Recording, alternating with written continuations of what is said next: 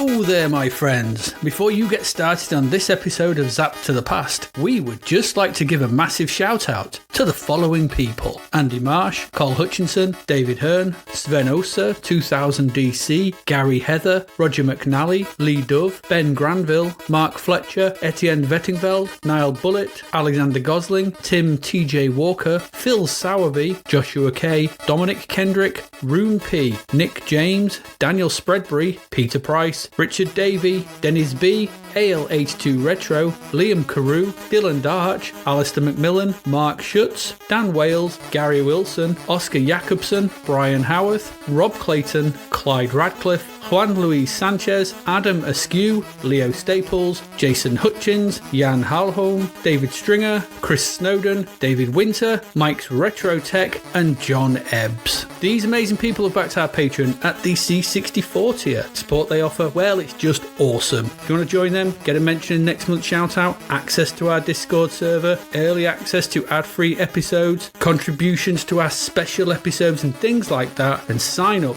by the 18th of the month at patreon.com/Zapped to the Past for probably less than the price of a pint of beer these days. So now, on with the show.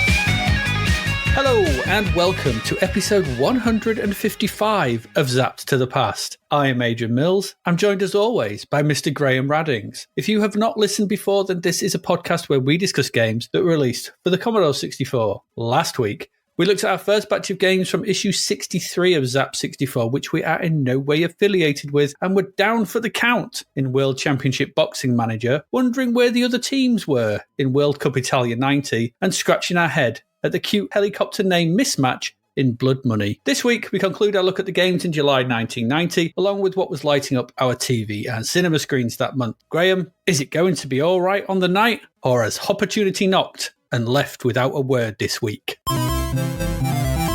We're sailing through the summer of 1990 as July comes to an end. And in the month that also saw Cyndi Lauper, Joni Mitchell and the Scorpions on stage with Pink Floyd at a charity concert held where the Berlin Wall once stood, we take off our socks and shoes, make fists with our toes and run around a skyscraper full of trouble in the compelling C64 game of the film, Die Hard. Explore the confounding abilities of a gang of superheroes, starting with their locksmithing in Defenders of the Earth, and head to the brown world of Commodore Brown as we go full Yorkshire pudding and gravy in the decidedly brown Dynasty Wars. July 1990 seems to be nuke month, with both France and the USA performing large nuclear tests for some reason. I suspect, and I'm no expert, they go boom! While we debate the stupidity of such things, we also head into the Spectrum-emulated world of yet another high-res walk-and-seek game, this time in the sequel to the game not on the C64, Olli and Lissa 3. We ensure we've packed our rebounding missiles and head into the tank-filled Tron-U-like Operation Wolf-ish strangeness of Super Tank Simulator, prepare ourselves for some very serious flight simulation as we taxi out of a vector hangar at maybe as high as 4 FPS in the ultra-technical F-16 Combat Pilot, before finally loading up the Double Entendre Simulator and having a good old fiddle and play with the juicy Wizard Willy. There has been a small uptick in the graphics quality this month and a downtick in the music quantity. It's all about balance. What we need is both at the same time. Come on, guys, get on with it. Was it Dennis Norton that was... It'll be all right in the night. Was it Dennis Norton? I think it was, yeah. If you're one of those people. I think it was. Remember, Gary does an impersonation of that's crap. I'm saying it right now, Gary, it's crap. I also just noticed I just said opportunity knocked. You did. You did say opportunity. I went all posh. Opportunity knocked. Has it left? I don't know. 7 games this week to round out July. 7. That's quite a lot. We've had 14. It's the summer months. Things should be quiet around this time. What was going on? The World Cup was on. Who wanted to play video games? Exactly. And what we should be experiencing right now in 1990 is excellent graphics, superfluous sound. This is the time when the games have come of age. Come on, let's go. I'm going to agree with you that that's what we should be having. Exactly. One of our patrons, Nick Bungus, was saying earlier, are the games great now? They should be great. I'm like, yeah, they should be. Yeah. They should be. Well, but yeah. I don't know. We'll leave it for after the podcast. But the quick answer would probably be that all the talented people have buggered off to the Amiga and ST. Exactly. Did Iggy Pop wipe his ass on toilet paper or sandpaper? We don't know. We're never going to know, and it's irrelevant. Did I take this podcast for a quick book? We may never know the answers to these questions. Tune in next week on Iggy Pop wipes his ass. Is it Iggy shit or not?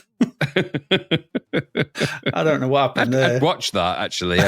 That's a TikTok waiting to happen. Probably. Yeah. Okay. Well, we've looked at the cover. We've got 7 games. There's unfortunately no crap verts this week. I mean, there's nothing I could find, and nothing could really match the how good are you at snogging. I still think that's. I still think back to that. I should have rung it. Ask your parents. I should have rung it. Dad, I need to find out how good I am at snogging. Can I ring this number? It's only 59 pence a minute, whatever it was. No, you can't. You're a dickhead.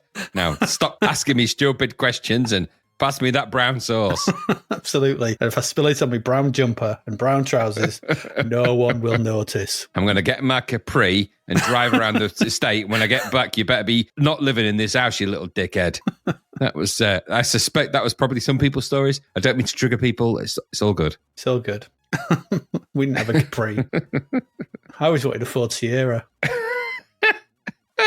Why? They were the coolest cars of the time. They really weren't. But okay, let's just move on. In my world, that angular triangularness was the epitome of cool. In the words of Blade Runner, move on. Move on. All right. Move on.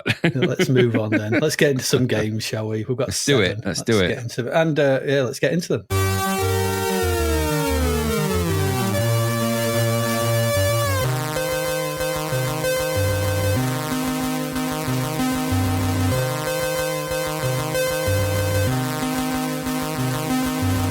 And, the first of, we know what it is, Graham. It's a triple D. Triple D. Triple D. Triple D. It is. It is indeed. The 3 Ds. Triple D is Gary's favourite D. It is. 3D, which we all live in. Let's go on some games. Anyway, the first game this week, the first of our Ds. And it is, it's Die Hard. Late. Die Hard. No, it's late to the party, pal. Yeah, maybe. This was £19.99, disc only. I know. Well, is it? I mean, Project Firestart was around about the same, wasn't it? I mean, that was disc only. Who knows? But away from the arcades, which is what we are, thank God, we're still getting home conversions of hit films of the time because we've had loads of them. And right here we have one of the biggest action films ever made. It's Die Hard. Everyone's favourite Christmas movie, but just how are they going to fit a film like this into the little old C64? How? How are they going to do that? Will this be a part we want to be would this be a party we want to be welcome to, or will this go down in flames like Agents Johnson and Johnson? Hans, booby. Let's find out. Yes, absolutely. I don't think I have any more Die Hard puns in this, but I might be wrong. I wrote this in a rush. You know you're going to have Die Hard puns in it. Quite possible. It's quite possible. This is published by Activision, developed by Silent Software. And I'm actually, what I'm going to do, normally we just say who did it, but in the manual, there's this little insert about the developers of this, and it's got a nice picture of them on a tree. I saw that. It's quite cool. So there was Scott T. Etherton. He's the programmer. I think he just did the sound as well. He's a native Virginian by trade, a professional musician. He took an interest in computers as a hobby. Today he programs on several different kinds of computers, in addition to composing original scores for computer games. Exactly. He programmed a lot of great games on the Sword of Japan. And the Jupiter Vulcan. Then there's James J. Host. He's another programmer. He's a Caltech graduate who started writing freelance for Run, Uptime, and Gazette. I don't know if that's all one word or three. I think it might be three, one publication or three. When not programming computers, James enjoys riding his motorcycles. I love this. This is good. really nice. That's good. That's good. Then there's Baron Reichert K. von Wolfschild. Baron? This is what it says. Did special effects and art direction for music videos. In 1986, he started Silent Software Incorporated with the goal of bringing higher quality imagery to computer games. In his spare time, he collects classic cars. We all do. There you go. That's the brain drain. Isn't that nice? Isn't it nice? That is nice. It's nice. I like the fact that they've got a little picture of him. And it's also, because there's the manual I looked at had the DOS instructions as well. And there was a picture of the DOS programmers as well. It's good. Very nice. So the manual lays out the story of the game. And again, I'm just going to read from it in case you're the one person who has no idea what Die Hard is all about. So this is from the manual. It says, "'Twas the night before Christmas. In the Nakatomi Corporation's new high-rise headquarters in downtown Los Angeles, the staff is enjoying the company Christmas party way up on the 32nd floor, a celebration that is about to become a nightmare. Uh-oh. Suddenly, a group of machine gun-toting men storm into the party. Group of machine gun-toting men. Sprays of automatic fire ricochet around the room. This gang of terrorists has seized the building, locking it from the inside and sealing off all entrances and exits. No one can get in or out. Hans Gruber is the leader and mastermind of the operation. He and his gang are exploiting their terrorist cover to carry out the biggest heist of the century. They're after the $600 million in negotiable bearer bonds in the company's vault. All they have to do is break through the 7 vaults, and the bonds are theirs. It's a perfect plan, except for one small detail. John McClane, an off-duty New York City cop visiting his estranged wife, is loose somewhere in the building. He's the only one who can make a stand against Hans and his henchmen. It may be his last stand." Ooh. And there you go. So that's Die Hard. That is the premise of Die Hard. That's quite a good praise of it, actually. That's quite nice. It's quite well written. It really is. You know, if what's his face had written that for who was it for System 3, we'd still be reading it. Mark Cale. We'd be reading about John McClane and his wavy hair and his lovely eyes or something. He'd have wrenched the dustbin in anger or something really weird. Something like that. Anyway, that's the story. Now, when this loads, after some lengthy loading, this game has some loading. Long load to get into it. Once you're into it, not so bad. It's a disc-only game, and it's not a fast one. We do finally get to a decent intro sequence. It's got some decent. It's got some digitized stills from the film. I think they've been touched up a little bit, showing the Nakatomi building, the party, the terrorists turning up. They're all right. Yeah, before finally ending up on an image of Bruce Willis's non-American counterpart jumping away from some flames. It's pretty decent, but the music's a bit lackluster, which is a common thread we're going to see, I think, through this issue, through this week. Yeah. But the presentation is good. And then we get more lengthy loading before the game itself just starts. There's no title screen or options. It's just straight into the game. Which, there we are, game. You're in. Nakatomi, go. So go. So essentially, this is a multi-screen, sometimes flick screen, sometimes scrolling screen adventure in which you control John McClane and attempt to thwart the terrorist plans. The game screen itself, when it first starts, is split into 3 sections. You've got some UI at the top, there's UI at the bottom, and the main playing window kind of takes up the middle sort of half of the screen, or it sort of takes about half the screen sort of towards the top. The UI at the top is split into 3 boxes. You've got there's a middle size. There's 3. It's like the 3 bears. There's the big one, the middle one, and the little one. So the middle size box on the left. This shows the time left to complete the game, because you only actually got 20 minutes to complete this game, and the timer is counting upwards all the time. Then there's the number of locks that have been taken out in the vault. So you've got the 7 locks are there, and then so that's what's in that one. Then there's a small box next to this. As far as I could see, it only had one use in the game, and I'll come to that later. And finally, the largest box, and this will have radio messages from the terrorists should you find the radio in the game. If you kill the guy and find the radio, you'll be able to listen in on them talking exactly like it does in the film. The bottom UI is mostly taken up by your inventory. You can carry up to 12 items, which you can switch between with the left and right arrows on the C64, but if you're playing on an emulator on Vice on a PC keyboard, it's down and to the right. On the right of this UI at the bottom is McClane's health. This is represented by a green vertical bar. And And on the left is like two little markers, numbers, and they're the number of bullets you've got left in the gun you are currently holding. There's two sets of numbers for this because there's one for the pistols in the game and one for the oozes that you can find. The game itself is presented in kind of pseudo 3D, sort of belt scroller, Entombed, Staff of Karnath style. It's got that kind of angled 3D that we've sort of seen in those kind of games. And you control John McClane in this. Is a chunky, it's a chunky big sprite with the joystick. Left, right, up and down move you in that direction. Nice and simple. If you hold down the fire button and move the joystick, it does your fighting moves. You have up for block. If you're facing to the right, then you press fire and press to the right, you'll do a punch. Press to the left, you'll do a high kick, and you press down to do a low kick. Nice and simple.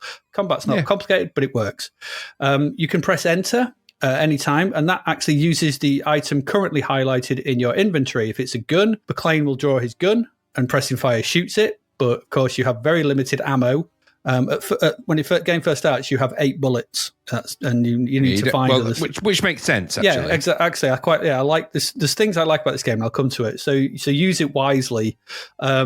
There are also other commands. You can press D, that drops the current item selected in your inventory. You can press F to pick up items off the floor. If you drop something, you go back for it. The game remembers where you drop stuff and things like that. There's also some objects to find on the floor. You can find food and things like that. It's pretty intuitive. D to drop, F to find, and it works well. Nice and simple. So you start the game in one of the bathrooms. There's a first aid kit on the wall as well, which you're probably going to want to use. And your objective is to make your way around the various upper floors of the Nakatomi building and stop the robbery. The game plays out a lot like Project Firestart, I thought, in that this is a 3D space that you navigate by going into doors at the top of the screen or indicated at the bottom with arrows. You get to the end of corridors, it turns 90 degrees to go along them. We've seen this kind of thing done a lot worse in games like Death Wish 3, where it's a confusing maze. But when we played Project Firestart, it worked. And I think this has more in common with Project Firestart than those older games. It feels like a decent 3D space. So it's very similar indeed. As you start to explore, you'll be set upon by terrorists. You can either engage them in hand-to-hand combat and have a good old fisticuffs fight and take them out, or you can shoot them. Now, a nice thing about if you actually raise your gun and they don't have one, they'll run away, which is true. It's quite nice. You'll take one shot and they'll leg it. But if you put your gun away, they'll come back at you because it's like a fair fight. If they've got guns, which they do, they will come at you because they've got guns as well. But remember, you've only got 8 bullets to start with. It takes about 3 or 4 shots to take them down as well. So, you want to be using your hand-to-hand combat a bit. When you encounter a bad guy, when they come on screen, their health will appear as a bar next to yours on the bottom UI. Kicking and punching them will lower this until they die. So it's nice and simple. It's nice and easy to read. This is all really simple and easy and intuitive. It just works. It's all on screen and it's very, very, very, very simple and just works. At this point, when they're knocked over, they sort of lie on the floor. And again, really nice touch. The dead bodies stay where they are throughout the entire game. You can come back loads later and they're just still lying on the floor. So that's quite good. You can search them.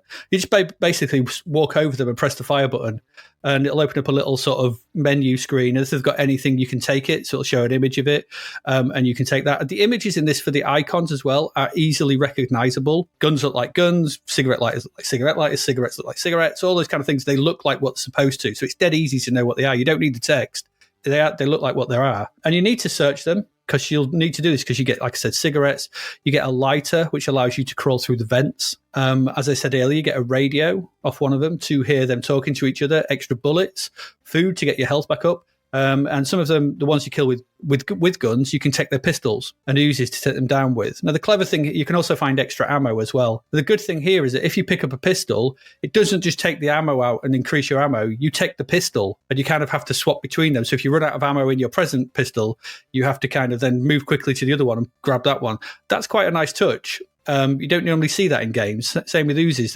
It's not a case of, because if you imagine in a film, it's dead boring watching Bruce Willis unload the bullets out of a gun to put them into the other one. If it's not in a magazine, if it's not in a clip, that'd be really dull. Yeah. But it works. So you've got to kind of just think about this. How much you can carry. You can only carry 12 items. You can also head back to the bathroom. Like I said, you can take food should you take damage, and you can use the first aid in there. It opens up a little menu and it says, do you want to use it? And you can. But again, only has a few uses, so you've got to need to be careful. That's it. And you will take damage. Fighting, it's hard to sort of get through this game. This is a hard game. The aim of the first area that you're in. Oh, and there's maps on the walls as well. There's these blue sort of what look like paintings on the wall, but if you go up to them in the corridors, it just basically opens up a map. So you can kind of get your bearings of where you are. Your mark's the big red X. You can see the red, there's a security door, because the point of the first level is to find the computer to put in a code to open the security door. You can see where that is on the map and sort of work your way around that. And also all the offices and the doors and the way they sort of interact. Again, very much like Project Firestar. I think they've looked at that game and thought about that and thought about how they can sort of use that to take it into the Die Hard realm. So like I said, you find the code, the computer for the code. When you get to the computer, it asks you a question which is based on the game's copy protection, because it'll ask you what's the code for B41. And through the manual, there's a load of tables, A, B, C, D, E, F. I can't remember. It goes quite a lot. And each one of them has a load of like little numbers with a code against them, and you've got to put in the right one. So if you bought this legitimately, you'd have to put into the right code. That would open the security door and allow you to get into the rest of the game, because you can't get to the rest of the game without opening that door. So that's how it kind of works.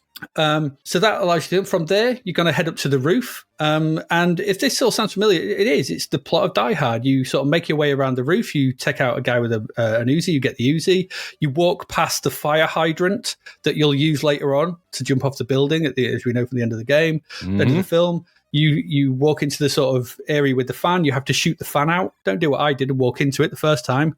You just disappear and the fan goes red. You're like, oh, forgot to take the fan out. You have to shoot it. You take the fan out. You go through that. You come back down. You go through the boardroom. You find the explosives. Everything like the film. You have gunfights. You're taking out henchmen. You get to a room with a window in. Just before that, there's a little cutscene of Al. Because if you've got the radio and you go up to the roof. If you have the radio, you get the cutscene going. Oh, I want to report Nakatomi Plaza is being hijacked. If you don't have the radio, that won't happen. But Al still turns up for some reason. Kind of a bit weird. But if he does then at that point, you'll have a fight with the guy. There's a window, and it'll ask you, do you want to throw the body out the window with the explosives? Of course you do, because that sets everything off, and yada, yada. And then you throw that out, and then the police come. You then progress through. You get through the boardroom. You have a fist fight with Carl. After killing, he's angry with you for killing his brother. All these pops up in little pop cutscenes and stuff. It's the plot of Die Hard. You rescue the hostages from the roof whilst avoiding FBI gunfire because the guns, the helicopter's turning up. You jump off the roof with the fire hydrant. You get a little cutscene. There's an explosion with a sound. Then you finally get to face off with Hans after running through sort of fire sort of dropping down from the ceilings and stuff. You have to dodge through that, and then you kill Hans and watch him plummet to his demise. This is a really faithful version of the film. I have to say, I was quite surprised. It's not just we'll take a couple of little scenes from the film and then that'll be it. No, this is pretty much from the moment they take over from that part of the film. This is the rest. This is the game. Is that? So all the major plot points popping up in one way or another. Like I said, usually in little pop-up cutscenes. And again, I'm going to kind of say again, it's very reminiscent of the way they did Project Firestar. If you find a lighter, like I said, you can crawl through vents because there's vents through some of the rooms. That avoids terrorists if you don't have to go into the main thingy. You get a little cutscene, sort of static image of Bruce with his lighter out, sort of in the sort of vent as he sort of goes through one to the other. The same goes for heading up and down the stairs. Again, it's just shown through little cuts where the game's loading in. There's some quite nice. Once the game's loaded, this flows pretty well. When major plot points of the game happen, like when Al turns up, as I said, you also get this little sort of meanwhile pop up. Once the plot starts going and you're taking stuff out and all the stuff's happening outside with the FBI, it'll pop up saying meanwhile, and then you'll get a shot of Johnson and Johnson, the agents, going, like, we're going to do this, we're going to do that, and then they take off in the the helicopter. All that happens. And that's kind of timed in with the way where those big story beats happen in the film. It's very well done. An excellent job of making you feel like you're playing through the events of the game. And as for the playing of the game itself, well, it's actually pretty good. The graphics are decent enough with decent floors, different floors, different colors for the different floors. They're simple. It's not, it's not going to blow you away, but they work. It's color coded. So like you start on this blue floor, the boardroom floor is sort of a more beigey, browny color, I think it is in the film as well. So the background stuff, like in the rooms, to sort of computers and filing cabinets, it's all there. It all works. Some sofas, it just works. And you've got to think that in the film, those upper floors are not built yet, are they? So there's a lot of that. So, but it works. The actual background stuff, the graphics work quite well. The main sprite is a bit on the chunky side, reminded me of maybe of the one in Predator a little bit. But But he's dressed in his white. He's got his white vest and jeans on. And so it's Bruce Willis. The animation's decent enough as you walk around and your combat moves and things like that. And the enemies made me laugh because they're all long-haired as they are in the film as well. Sort of these long-haired German guys or sort of European guys, and they're all sort of walking around like that. And like I said, their animation's good. It all works. There are only ever a couple of characters on screen at any one time as well. You only ever fight one person apart from right at the very end. So they're a decent size because they've allowed themselves enough sprites that don't have to worry about multiplexing or anything like that. They can just have enough sprites, quite a nice number of sprites to sort of define each character. The game moves at a decent pace. Like I said, you've only got 20 minutes, so this isn't the slow thing. You've got to get onto the pace of it. There is at times some flicker on some of the items in the background as the corridors scroll, like on the doors and some of the sort of wet trash cans. It's a little bit annoying, that is, but it is what it is. I don't know why that's doing that. But the whole game, I thought, worked way better than I was expecting this to. Because it only got, what did it get? It only got 70%, didn't it? It got 70%. Okay. So, but I was expecting, okay, who knows? It's got decent moment-to-moment action. You dread running into anyone because you're low health or running out of bullets. And so there's a good atmosphere to this. And you even at one point, I really like this, you got to walk over the broken glass. And then afterwards, you have to sort of get through all the broken glass. And afterwards, you keep getting a close-up of your bleeding feet. It's just like, until there's like a bathroom just outside. But then when you get into the bathroom, you get little cutscene clips of like him pulling the glass out. It's all there. I was like, that's attention to detail of like pulling stuff from the film and making it work. And it shows how much they tried to keep the feel of the film. There's also, right at the very end, you get the hands falling, an amusing shot of hands falling from the building. With a bit of a comical sound effects. It's like, which made me chuckle. It's maybe let down a bit, but hey, and then the game ends. It's like, that's the film. There's the game. It could have done, there you go. I think that this is maybe going to be a prevailing sort of comment for a lot of the games this week. It could have done with some music. Yeah. Throughout. Maybe. Just a little bit, even just sort of a low beat or just something just to keep intense moments, or when enemies appeared, just to sort of heighten the tension a little bit, just to keep the tempo up. It's very sparse in the sound effects area. I mean, it's some kicks, some gunshots and things like that. Just feels a little bit empty. I mean, the film is like got a great soundtrack and it works really well, and it's thing, but this is really quiet. Some decently paced music at certain scenes, I think, would have helped it become a lot more immersive, just drawing you in a little bit better, helped to sell the action a bit better, I think. I'm not knocking this too hard, because what they've done here is actually make a very good version of the film and fit it in the C64. Yeah, it's disc only and it's disc accessing all the time, but once you're into the game, I didn't really actually notice the disc accessing that much. A little bit, it's when it's loading in the cutscenes, but it's not intrusive, not to the point where it's annoying you. And I thought this was all right. For me, I don't know. I'm trying to think. I was trying to think of another one, but this is probably the best film to game conversion on the platform we've played. I was trying to think of something else where any kind of. It's better than Red Heat. Better than Red Heat. And yeah, well, I've just it shows up those awful Ocean licenses for the messes they are. Red Heat, Untouchable Batman, Knight Rider, the list bloody endless, RoboCop. Yeah. This is actually really good because they've taken a template from a really good game and put Die Hard on top of it and kept the central premise and the plot and the way that the film proceeds and made you play through it. Now, admittedly, it was probably easier with this game because it shows that, it's an action film, ties well to an action game, and then it works quite well in that the fact that it's all in one location and it kind of works for that way. But it's also like what we've said before, some of these films that they've translated should never have been made into games because they just don't work for it. This works really well. So I think this is a really good game, and I think 70% is a bit harsh. I would put it higher than that myself because I enjoyed this. I really did, and I did not expect to. Yippee-ki-yay indeed. Told you I wasn't going to do any more puns.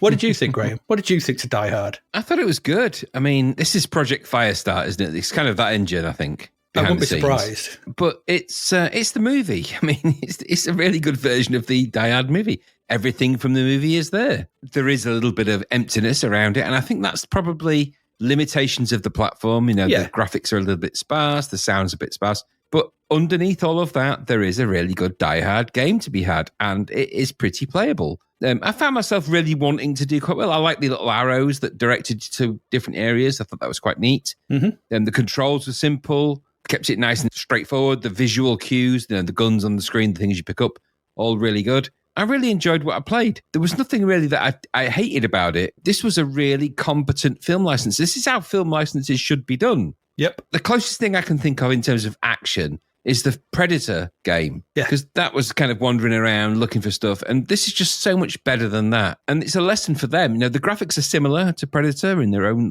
way. Yes. Yeah. But this was a really competent, well-made game with people that had a passion for the subject, for the platform, and for the limitations of what they could or couldn't do. So I really enjoyed it. I found it really interesting. I was playing it for quite some time. You get into it. You do. Yeah. You just get into it. Absolutely. I think maybe it's in there. There's familiar tropes. It's a Die Hard game. But at the same time, there's parts of stealth in here. There's parts of, you can't just run around blasting everybody. It doesn't work that way. Nope. It's actually a cleverer game under the hood than you actually think. And I was thinking this was going to be like the Die Hard arcade or something like that, like go from flick screen to flick screen, beating people up. It's far from that. Somebody really thought about this. And the game is actually really good. Now, the price tag's probably a bit crazy. Yeah. For whatever reason. But 70% is a bit of a rip-off for this. This, for me, should be in the 90s. This is a really great film tie-in where you can play the entire film. Now, we've not had many of those. We haven't. When licensed games come out in 60-foot. No.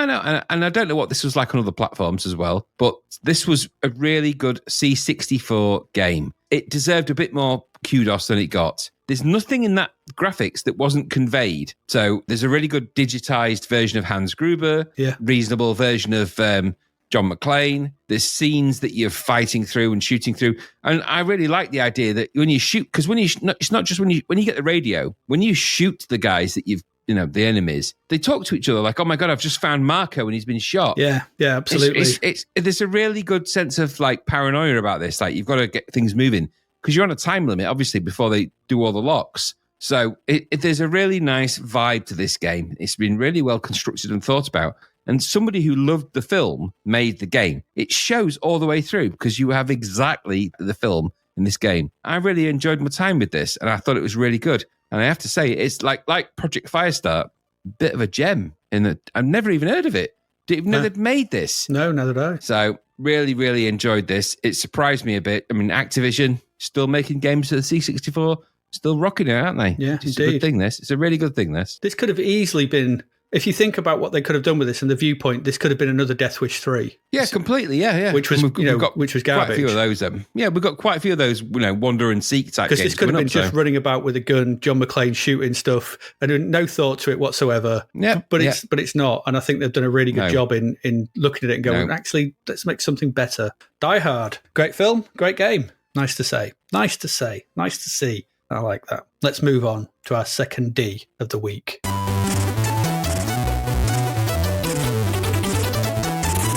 And Graham, it's over to you for that second D to tell us all about. It's another license, another conversion. It is Defenders of the Earth. Out of the sky, his rockets ignite. Yeah, it's Defender of the Earth, £9.99, and 43% though. Okay. Ooh. Something's going on. Stinky. The publisher is Enigma Variations. Whatever that is. Okay. I thought they were the band. I thought this was going to be like a Gremlin game, but okay, it's not. Yeah. The coder behind this is Stuart A. Cook. He did Circus many moons ago. Is that like one of the first games we reviewed, I think? It is. It's not the only game he does this week. The graphics are Peter Tattersall. He did Force One and Gilbert's Escape from Drill. Do you remember those? Yes. I do. Yeah, he also did the title screen. And of course, the music is Ben Daglish. Now, that's why I thought it was a Gremlin game, because they sound like Gremlin people, don't they? Yes. But they're not. So, Defenders of the Earth, then. Well, you might be asking yourself, what are the Defenders of the Earth? Well, they are an American animated television series produced in 1986. They feature characters from 3 comic strips distributed by King Features Syndicate. They are Flash Gordon, the Phantom, Mandrake the Magician, and Mandrake's assistant, Lothar. And they oppose Ming the Merciless in the year 2015. Now, I went through 2015. I don't remember opposing Ming the Merciless, but okay. He was out there. Oh, you missed that week. And then there were our supporting characters that include children's Rick Gordon, that's the son of Flash, LJ, son of Lothar, and Kashin, the adopted son of Mandrick, and Jeddah Walker, daughter of the Phantom. I don't think we mentioned the Phantom, but anyway, the Defenders of the Earth are a group of comic book heroes that, ensemble and do stuff. That's all fair play. Right, what's it all about? What they're doing? Why are they even here? I have no idea. It says in the blurb on the back of the cassette, the courage and skill of the Defenders is put to the ultimate test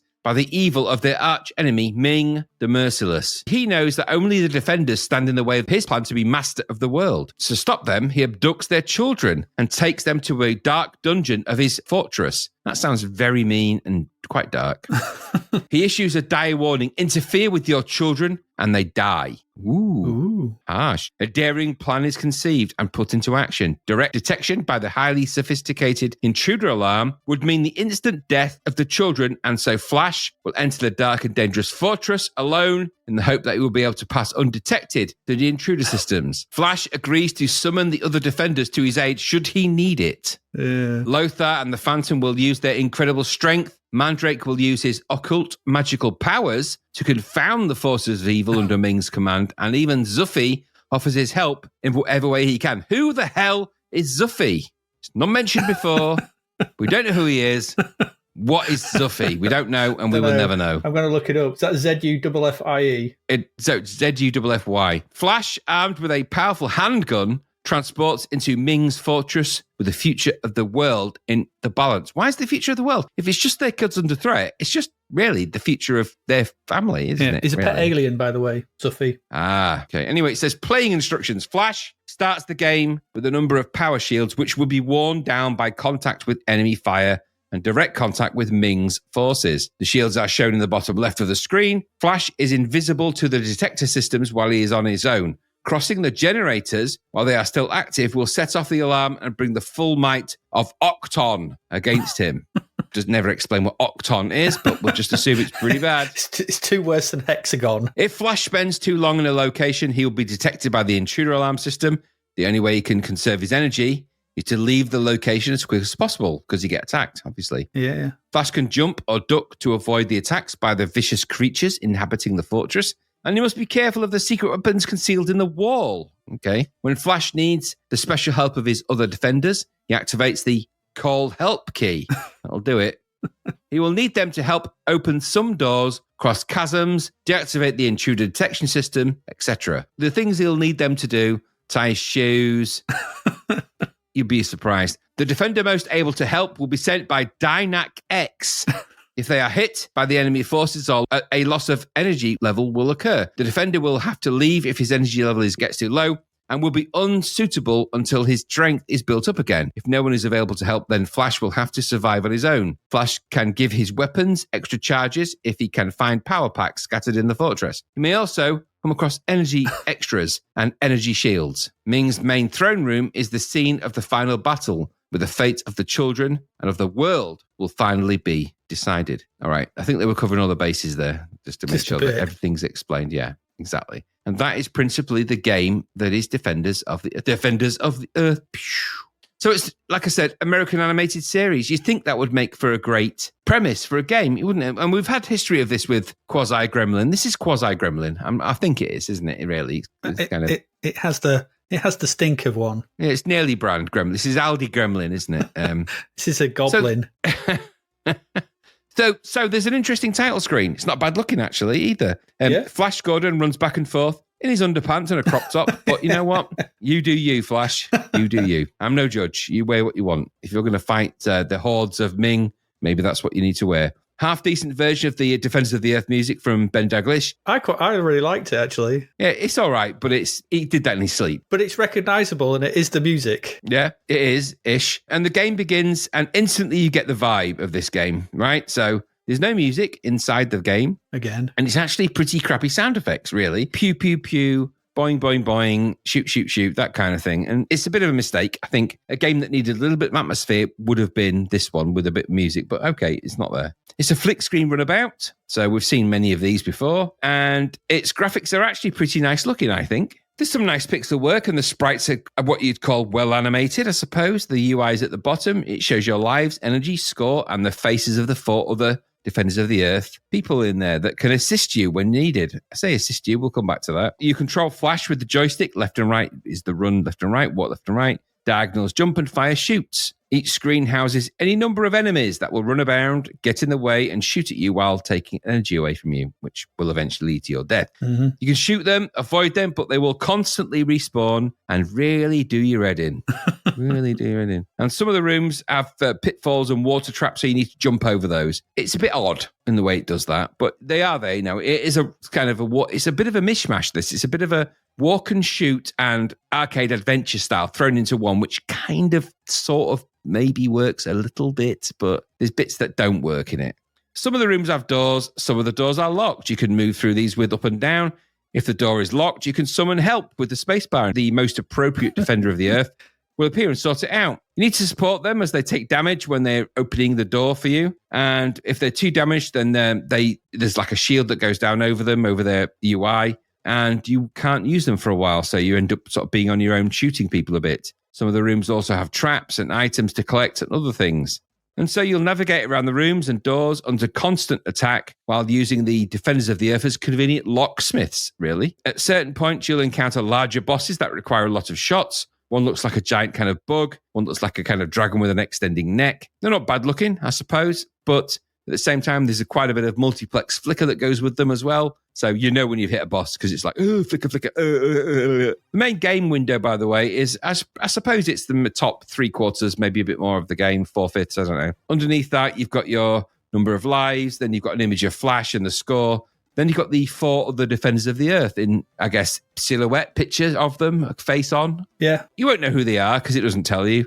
Nor does it tell you what they're good at, nor do you have any indication of that, and nor will it matter anyway. No. So they're just there. They're just there. It's kind of that's kind of how it plays. You run around in different rooms, go through doors or not, find the odd thing, fight the odd boss. You can't stand still for too long in this game, or an alarm sounds and you get attacked even more. You're actually pretty much under constant spawning attack, which means your energy is always going to go down. We've played loads of games like that, and I thought the whole mission hinged on sneaking in unseen and avoiding security. From the minute you're in this game, you alert the security. There's nothing you can do about it. No. Nothing. And I don't get where this stealth part comes in. The game has some nice details. The graphics and sprites are actually pretty good. It's not badly presented. The details on the backgrounds and the world you have to explore is pretty big. And the usual design of up and down for door maze and that kind of thing, well, it's okay, but you'll be wanting to draw a map because this is a mapper's game, because if you don't, you're going to get lost. I like the idea of the Defenders of the Earth helping. I don't know, could there have been a better use for them than just joining in the fight? And as locksmiths, could they have just choose to bring a character and they could have fought off enemies for you or something like that? Just having them opening doors and just doing tasks kind of defeats the whole point of having the Defenders of the Earth in the game. It seems like a waste of time for characters with really powerful powers. I mean, one of them's got it says somewhere in the blurb that he's got the power over 10 tigers. That seems like something that would be very useful. But you don't really get to see that. He just opens doors. I mean, they're all locksmiths. They're all glorified butlers. Yeah.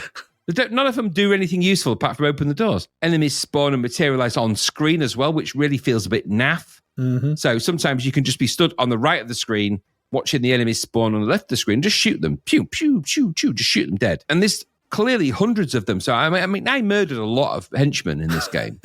like thousands. I don't know. It's a simple run and gun in its own kind of logic. It has issues, though, around the Defenders of the Earth, doesn't it? I mean, it's a bit cheeky, really, to call it the Defenders of the Earth game when you play as one Defender of the Earth and the others are just kind of locksmiths. It's a Flash Gordon game. Yeah, totally. So to call it a Defender of the Earth game is a bit of a stretch. It is a Flash Gordon game. It is featuring the locksmithing talents of the other Defenders of the Earth. And while the game makes, I guess, more shoot 'em up and less adventure, but it's trying to be a bit of both and it doesn't work. It's also, like I said, relentless. When you're playing this game and running around the different levels and different screens, as you go through, you'll realize that it just feels endless. Up and through a door, running to the right, go through another door. We've played so many games that have exhausted that trope of gameplay. We're like, oh, I'm just bored of it now. So ultimately, will mappers get something from this? Probably. Does it control well? Okay, it does. And are there any bugs in it? Maybe there's a couple, but nothing major, apart from on the big bosses. It's just daft game design decisions that have left this premise weak and the gameplay repetitive and the idea of there being defenders, plural, somewhat wanting. In reality, you are playing Flash Gordon and you call the other ones in to open doors and do stuff. That's not a Defender of the Earth game. what would have been better if you pressed the spacebar and 3 of the Defenders of the Earth flew in and fought the enemies off while you did something. That would have made more sense. This is Flash Gordon 2. This is not a Defenders of the Earth game, which is a bit of a shame. So I suppose what we have to say at the end of this is locksmiths of the Earth, assemble. And they do. But what did you think? Yeah, it doesn't have quite the same ring, does it? Sort of thing. Pick lockers of the doors. Using their keys, they unlock all the doors. Fair play on Ben Dalglish for doing a decent. I really like the music. Did good job of the theme music. It was recognisable as soon as I heard it. As soon as I heard the Mandrake, master of magic spells and illusions. That was good. I was like happy and singing along nicely. And we've said this loads of times. How many times have we said to use the bloody music for these games? You know, and use it well. You're instantly going to get some goodwill from the player. Many. Yeah, you know, we've said it loads of times. I listened to it, I was like, this could be all right, you know, because you're going to need it for the rest of this. Any goodwill you carry forward is going to be immediately like trodden on and stamped on. Because it reminded me, I'll tell you what the game this reminded me of, that crappy He-Man and Masters of the Universe one. Yeah. If you remember that, where you're sort of running along and going indoors and stuff. It was that we played, and it was all those shit awful mask games. Yeah. That's what this reminded me of. So I can see where you're getting the Gremlin vibe, because I got a massive Gremlin vibe from this game. I don't know, what does this... I don't understand it. What this endlessly spawning enemies nonsense have to do with Defenders of the Earth? Defenders of the Earth. Pickers of the locks. Well, who cares? What are they? What is this? It's awful. It's a real throwback to shit we played in 86, 87, around that time. We played loads of these, just run along, loads of enemies constantly coming at you. If you go back far enough, you've got a better version of this with Mission AD. Yeah. You know, that sort of thing. But this is like so cramped. And like you said, you can just stand there and watch the enemies spawn and just, this crap. I don't know. The gameplay's just, it's the worst kind of mindless nonsense. This basically had me defending my own sanity and turning this off long before I could be bothered to defend the Earth. This was rubbish. Another crap cartoon tie-in to throw on the bonfire full of them. How many have we seen? You know, you play something like Die Hard, lots of thought. You play Defenders of the Earth and you see people just said, just make it like that. Don't matter, the kids will buy it. Okay, rubbish. This was awful. 43% is too high because there's no game here. No. There's just literally boring. It's like Knucklebusters, but like really boring Knucklebusters. And that was problematic at That best. was boring, yeah. Yeah, it's just run, pew, pew, pew, run, pew, pew, pew, pew. Get to the, try and open the door. Okay. Stand there. When I got to the door and I pressed spacebar, some blob just materialised. I was like, what's going? What is this? Why can't Flash Gordon just kick out? He's Flash Gordon. He kicks open doors. What made me laugh is like it's the way that it decided who would open the doors. Because I went to one door and it was one Defender of the Earth, and I went to a different door and it was a different one. I'm like, he could have opened that one. What's the special skill that locksmith had that the other one didn't? You know, one of them has like the strength. He's like the strongest man in the world, so he could just punch every door in. Yeah, Mandrake could just. He's a master of magic. He just turns the doors to dust. Spells and illusion. Yeah. Rubbish. This was rubbish. Just nothing to do with the actual TV show or the cartoon. Just bog standard template game, stick graphics in. Like I said, the graphics are good, sounds are good, but the game is dread. The game is, empty shite. Flash Gordoff. Yes, absolutely. Yeah. Defenders of the Dearth. That's what this is. There we go. It's not very good. Let's move on. We've still got one more D game to get to. And it's the third one. In the triple D. Triple D. Triple D.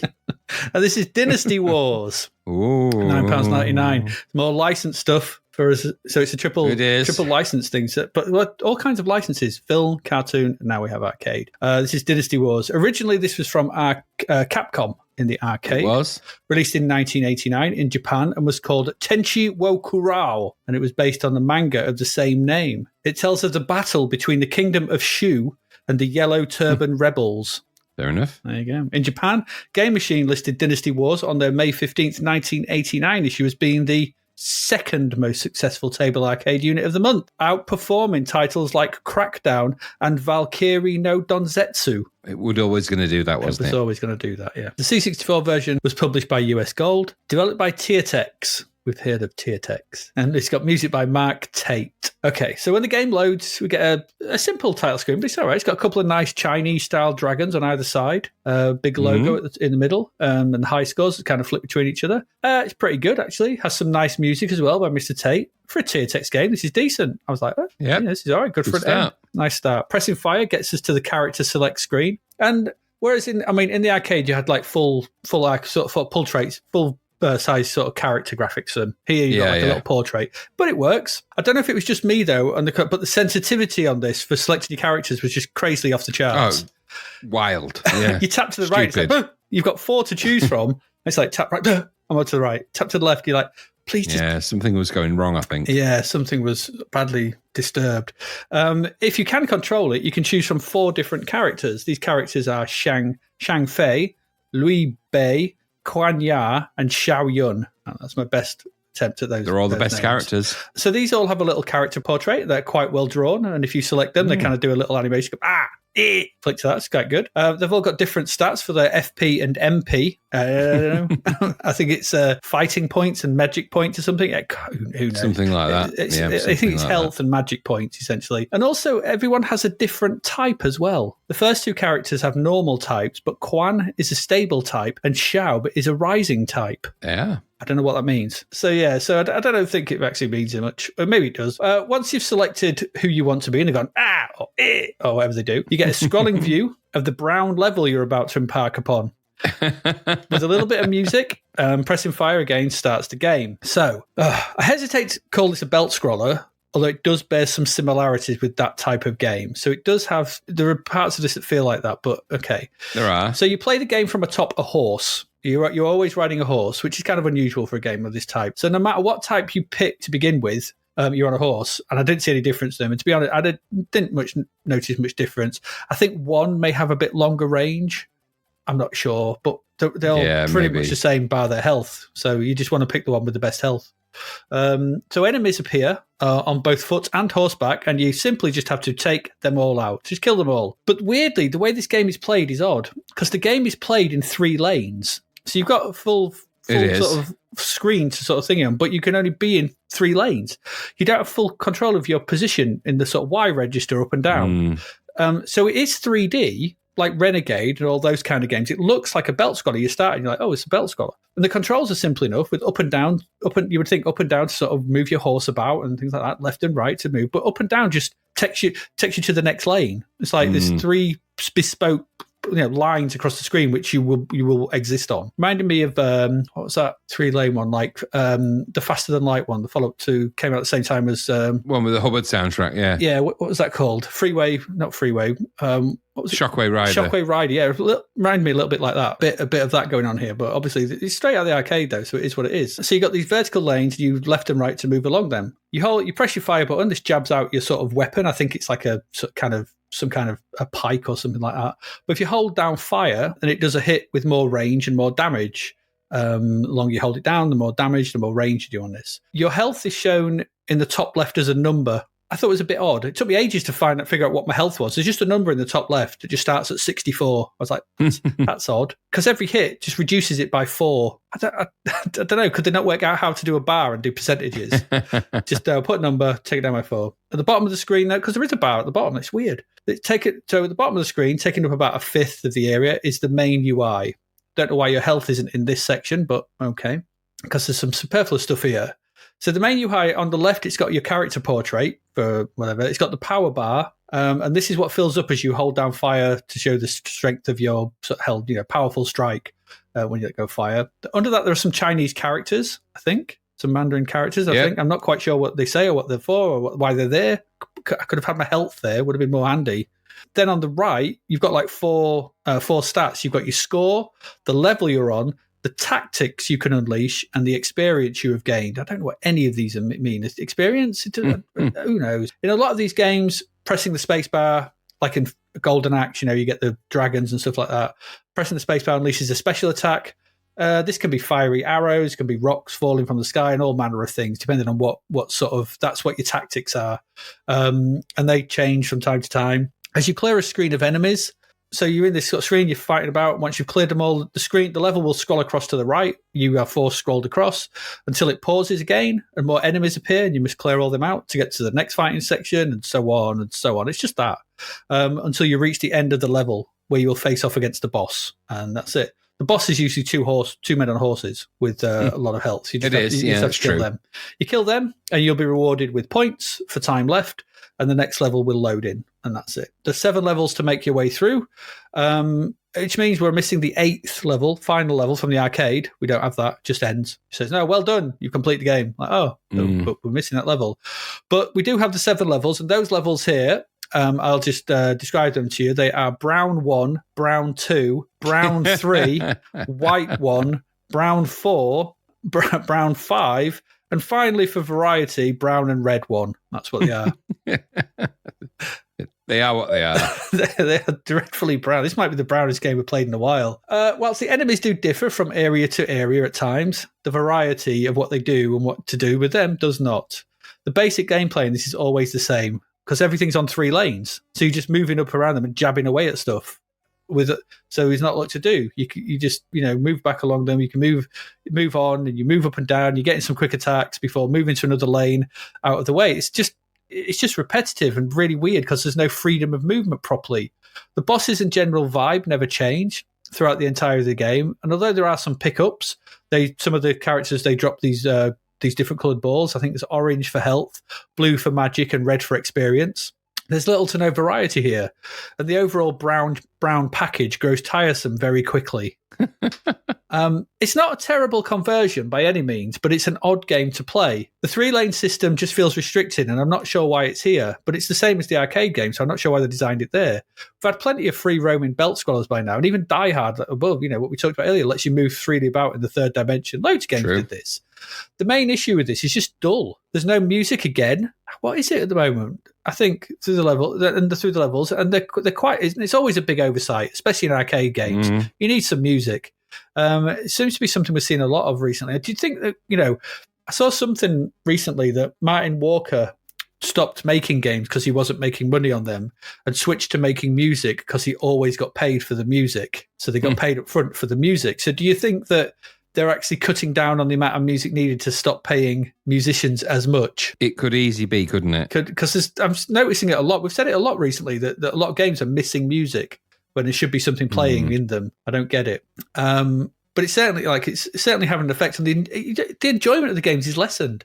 It makes me, thinking back to the likes of Commando, Terra Cresta, all those great games with great in-game too, and they really livened them up. So this game works as intended, I guess. The loading is pretty fast between levels, which is good. The levels are, I suppose, approximations of the arcade. They're missing the up and down and the sort of depths of the thingy. They're just flat screens as you go left to right. Yeah. But it's just very tedious, and there's far too much brown to wade through here. It is a thick Sunday lunch of a game. It's thick gravy is how I would rate this. I can't think of any other way. It's just turgid. It's a bit turgid. So I don't like that 3-lane system. I think it's really limiting. It did my head in after a while. So there was nothing else to sort of keep my interest in it. So I turned this off quite not too far into it. What about you? Well, it's peculiar, isn't it, to take a game that's quite graphically rich in the arcade. It is, yeah. Quite colourful, and to just make it brown. Really brown. It's all the brown. It's the brownest game we've played in ages. Levels of brown. I mean, dashing amongst the brown in Brownovision on your brown horse, fighting the brown enemies and the brown of the brownness. It's very dreary when you do that. Mm-hmm. We've seen games that have had more colour than this and better animations and stuff like that. It just kind of proved that the C64 is kind of out of its depth with this kind of game. They try, and what they put together, it kind of works in the context of a C64 game. But it's no more related to Dynasty Wars, the arcade, than anything else, really. It's very samey. There's some okay sprites, and the animations on the horse's legs, they're all right. But the game feels, like you've said, just crappy and turgid, and it's just a half-assed version of a much better arcade, and kind of more proof that the limited colour palette of the C64 doesn't lend itself to these kind of games. Now, I say that, there is a limited colour palette, but you could choose to exploit more than just the browns. Yeah. It is capable of producing more colours if you think about it, but then it's a debate we're having in the Discord right now. The time constraints kick in, and I suspect that the developers had a limited amount of time. Probably. So when you've got a limited amount of time on a C64, brown is your go-to color, it seems. So they developed what they could in the time that they had, and I suppose what it is a kind of a nod and a wink to the Dynasty Wars arcade. I like the Dynasty Wars arcade because I like the Capcom arcades of that time, of which there are loads of this type. And this is quite a nice one. All of this and all of the sequels. The C64 version, it's just cruddy brown version of this. It's a dirty brown version. It's the dirty Ron version. I'm not into it. It got 62%. It's probably about right. I'd have maybe positioned it more at the 50s. It's about midway through. They did what they had to do. They explored and maybe explored in great depth the relative merits and demerits of the brown color system of the C64. And what they discovered was this. Everything, when it's brown, looks like it's covered in crap. So there you go. You proved it. You proved it in tests. Thanks for that. But I'm not going to play Dynasty Wars on the C64. I'm going to head for another platform. So thanks, but no thanks. Yeah. It's just very brown. And I only suppose, is it 8? Is Die Hard only 8% better? Unbelievable that. I know, crazy, isn't it? There you go. Triple D part. Started off well. Triple D. Started off well and then went downhill. And then ended up very brown. Very quickly, yeah. Very brown. We ended up in the brown. That's where. And that's not the first time we've said that. It started off great, then we just went down the brown slopes of brown to the brown world. To the very brown world. Indeed. Right, we're going to take a quick brown break, and then we'll be back where we'll be looking at TV and film from July 1990. So, stay with us.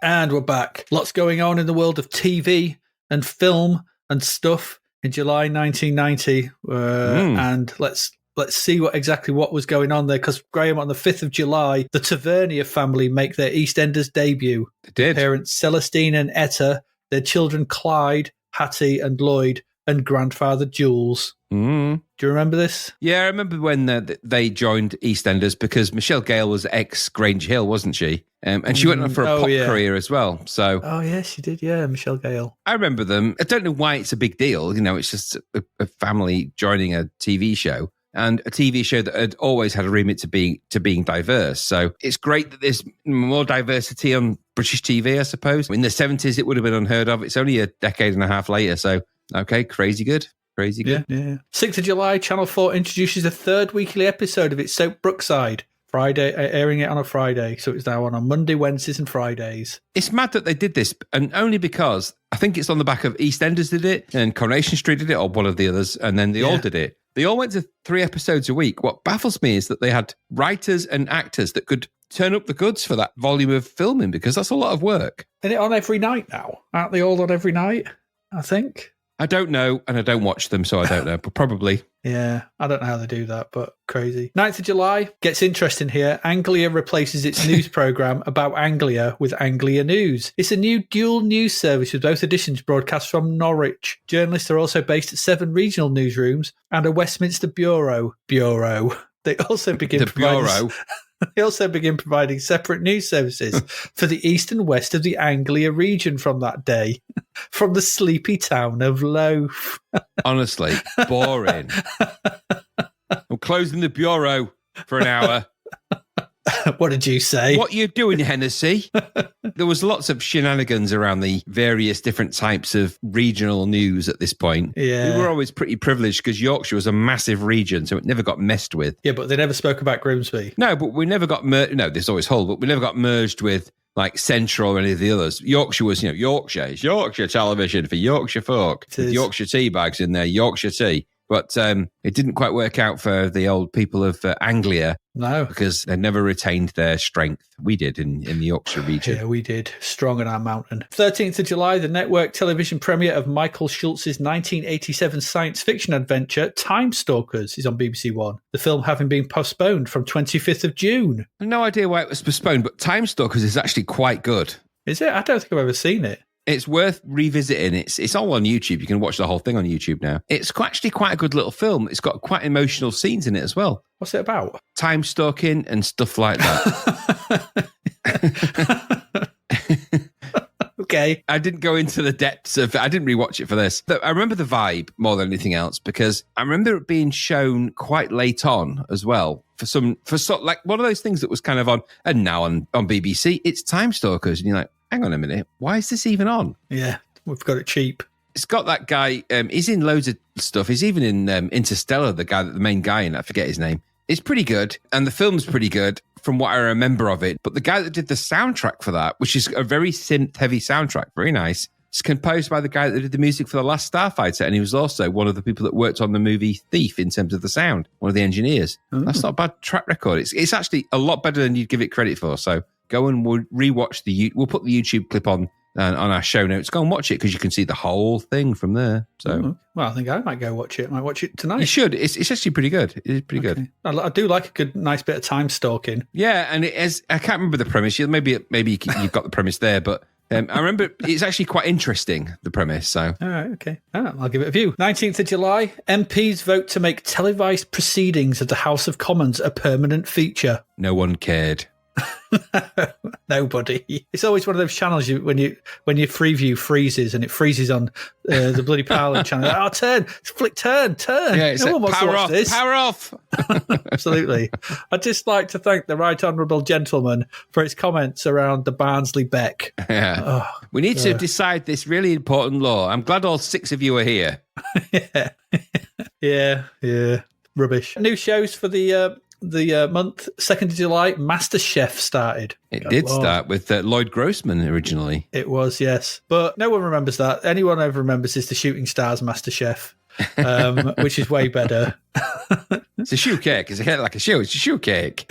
Absolutely. And then you've led that clip you posted, the embarrassing. There's nothing to do with MasterChef, but Vic and Bob do embarrassing bodies. That's brilliant. The sexy doctor and the arm hanging. The arm hangers. It's brilliant. It's just brilliant. Everything about it is brilliant. We'll post all these links in the show notes. Go watch them. Yeah. Oh, there's MasterChef. There was that classic version of MasterChef where there's the song at the biscuit buttery base, but also the one where someone just keeps cutting in shitty ice creams. Yes. Yeah. Somebody did an entire version of the show where they talked about really nice food, and then when it cut to like the close-ups, it was just crappy things like an apple with a bit of like cheese on it. Like, and what you've done here is really brilliant. Like an apple, he's trying to cut the apple with a knife, and it like doesn't work. Really good stuff. Yeah, really good. Always the best ways. 4th of July was something called Don't Quote Me. Game show, which I thought would have been up your street. No, I don't remember this. Don't Quote Me is a television panel game. The show exploits foot-in-mouth quotes, those things that people have said that perhaps now wish they had not, or in this case, panel shows that people made then rather wish they had not. Yeah. First episode's got Austin Mitchell in it. MP for Grimsby forever. Oh, he was MP for Grimsby for 20 plus years. Yeah. He's dead now, isn't he? Yeah, he is, sadly, yeah.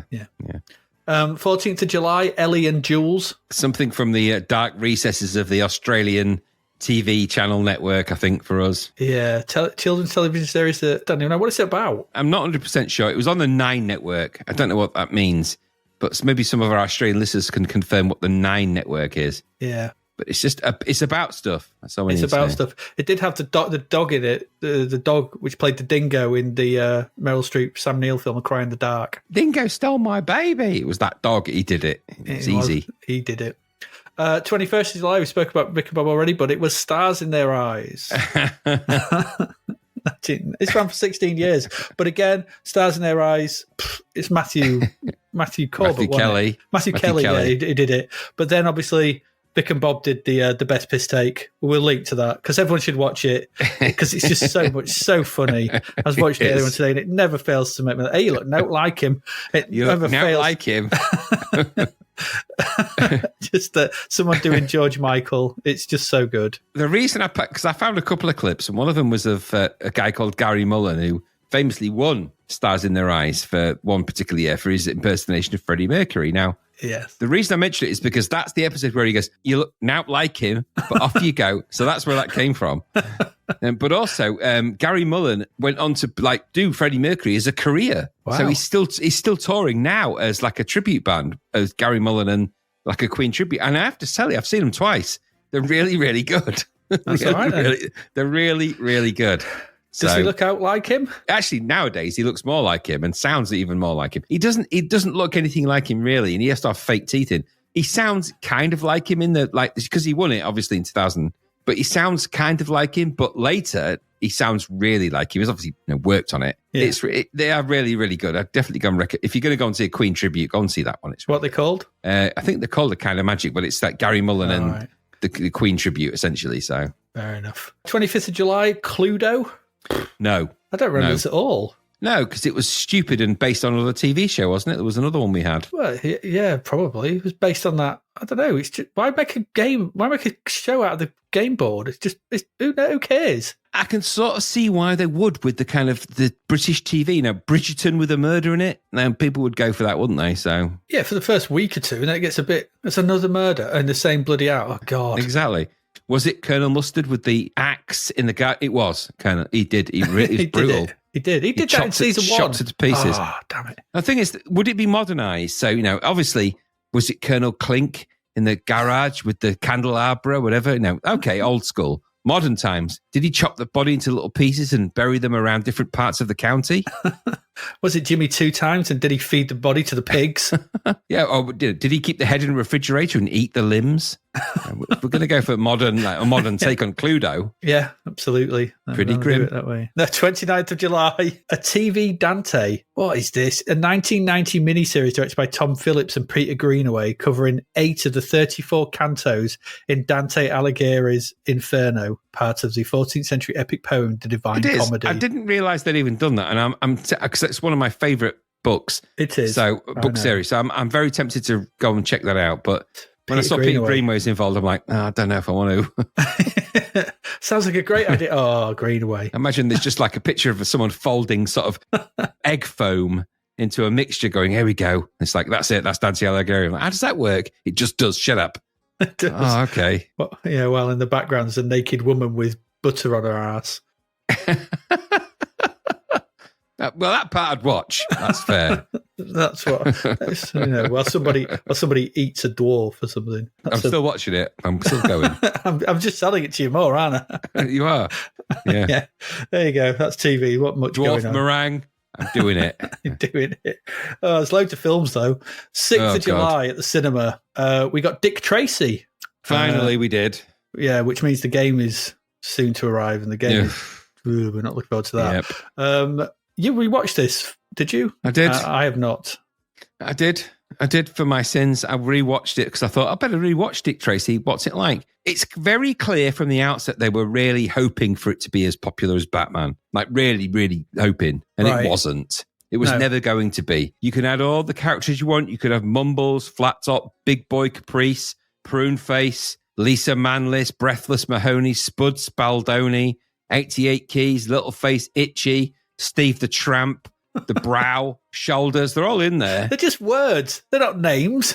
It's great. And I think it's great that you've got such a diverse range of characters. Who wouldn't want that? But the reality is, it was directed by Warren Beatty. So it's directed by Warren Beatty, and he's tried, and there is some attempts to do something a bit different. So the colorization is different. So it's kind of got a comic color palette about the cinematography. So. Yeah. And that's interesting. And there's lots of matte paintings, and that's interesting. And there's lots of prosthetic effects. That's interesting. What is not interesting is the wooden script, because somebody didn't think what it was like for these characters to talk to each other in an interesting way. Oh. So it just feels like Dick Tracy flits from set piece to set piece, scene to scene, just talking. It's just not a very interesting film. Batman had action and fights, and there are fights in this. It's just not great. I think even they've got the guy that did the Batman soundtrack for this to Danny step Elfman. in and do. Danny Elfman did the Dick Tracy soundtrack to try and position it in the same column as Batman, but it just didn't. And in the end, Disney was impressed by the opening weekend gross,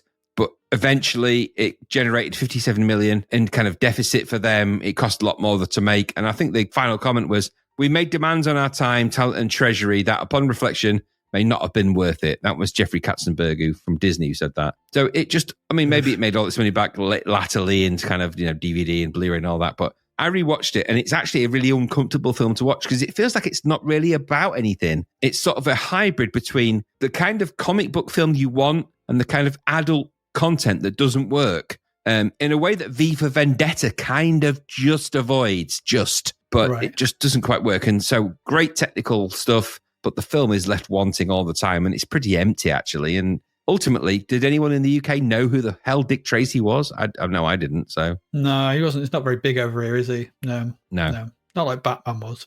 No. But, there we go. Same day, you could have seen Lord of the Flies, the new version of that. Yeah, you could have seen that if you wanted. Kids on an island go a bit crazy. Yeah, it's a book that's now taught in schools in the UK, so they have to read that as part of their studies. So, it wasn't the book I read when I was at school, when I was doing my English and English GCSE. It was all Of Mice and Men and stuff like that. But yeah, I think this has become a bit of a classic, hasn't it? I reread it relatively recently because my daughter was going for GCSEs and it was boring.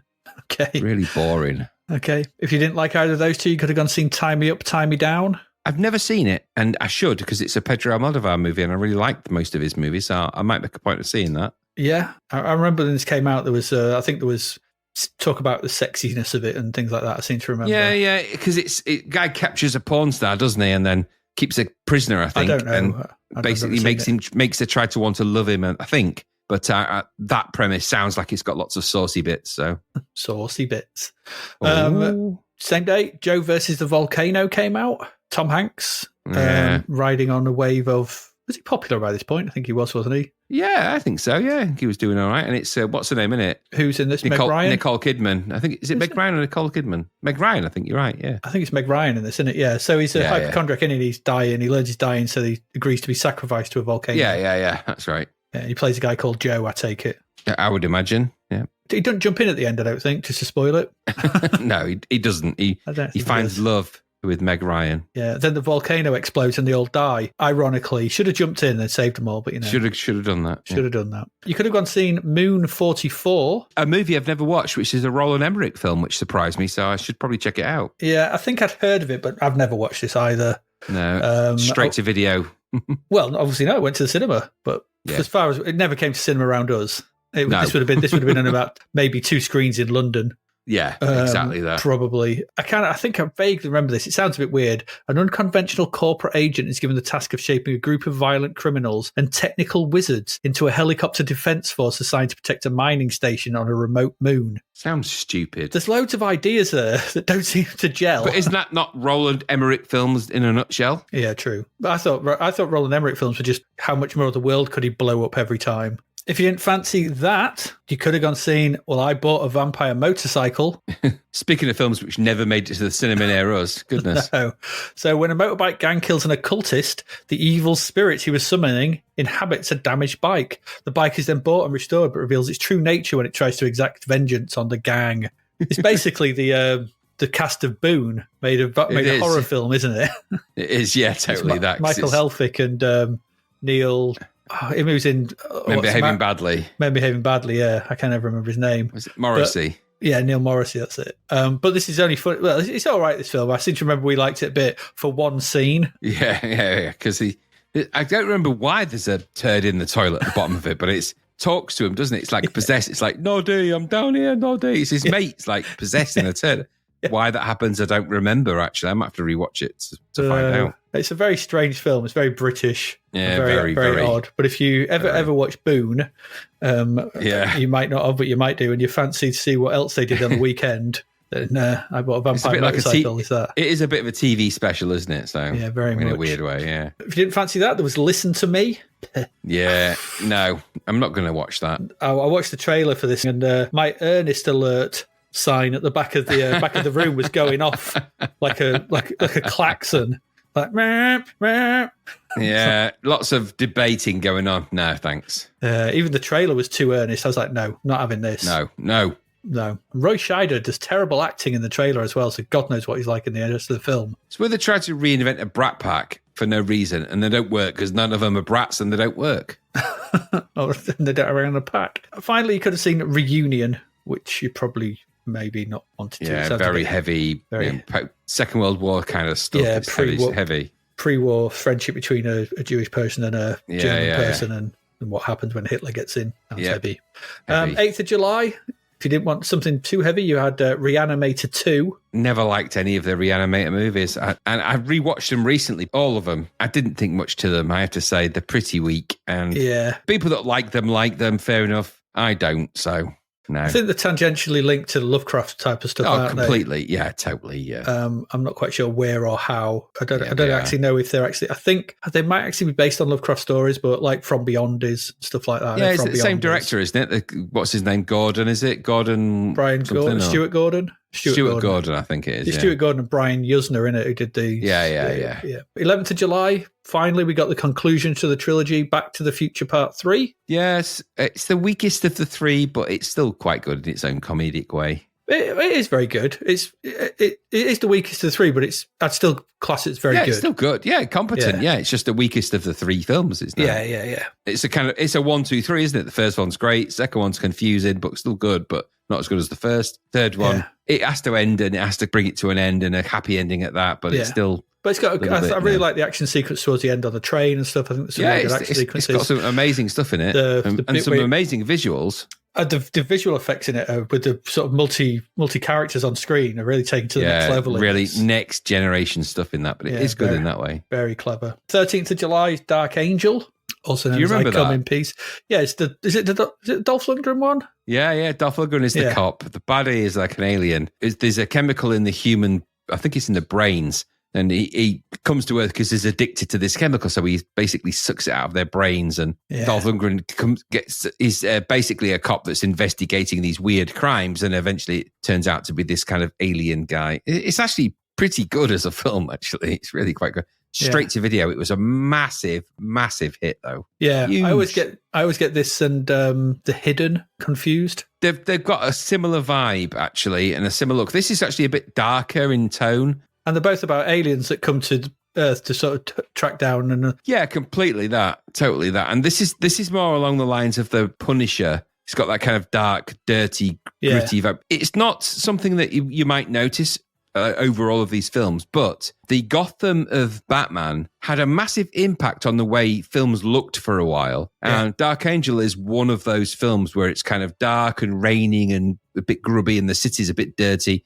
You know, you don't think about it, but loads of films after Batman had that kind of city view. Dark Angel is one of them. So. If you didn't fancy Dark Angels, another classic video one, Blind Fury. It's a huge hit. I mean, this was never in. This was, I can't tell you how big a hit this was in Blockbuster. It was massive. It's what's his name? The guy from Blade Runner. Rutger Hauer. He plays like a blind samurai trained swordsman. Yeah. Who, certain points in the movie is going to take people out with his blindness and his sword. All good for the diversity and everything else. Not a great film, but this was massively popular I can't tell you how popular this was in Blockbuster. I mean, we had several copies of this. They were never in, and I mean never in forever. Always out, always. The one film you could guarantee would never be in was Blind Fury. Rutger Hauer was always a draw for a lot of people, and so were Swords. Yeah. And it's not even, I mean, I've rewatched it maybe a year and a half ago. It's a bit silly. It's stupid and not great. Yeah. And his performance in it is really blinky, like over blinky. Yeah, he's not really blind. But it is what it is. And I think there's probably in there somewhere a remake of some kind of samurai movie that nobody's ever heard of, because it sort of stinks of that. Probably. Where somebody saw a really good samurai movie of the same kind of genus and made it into this, because that happened a lot. And even Tarantino's guilty of that. But I can't explain to you how popular this was. We had people almost fighting about it. Ironically enough, almost blinding each other to see it. Yeah, it was really popular with the blind crowd. It was. Massive. If you didn't fancy either of those two, then you could have gone and watched She's Out of Control.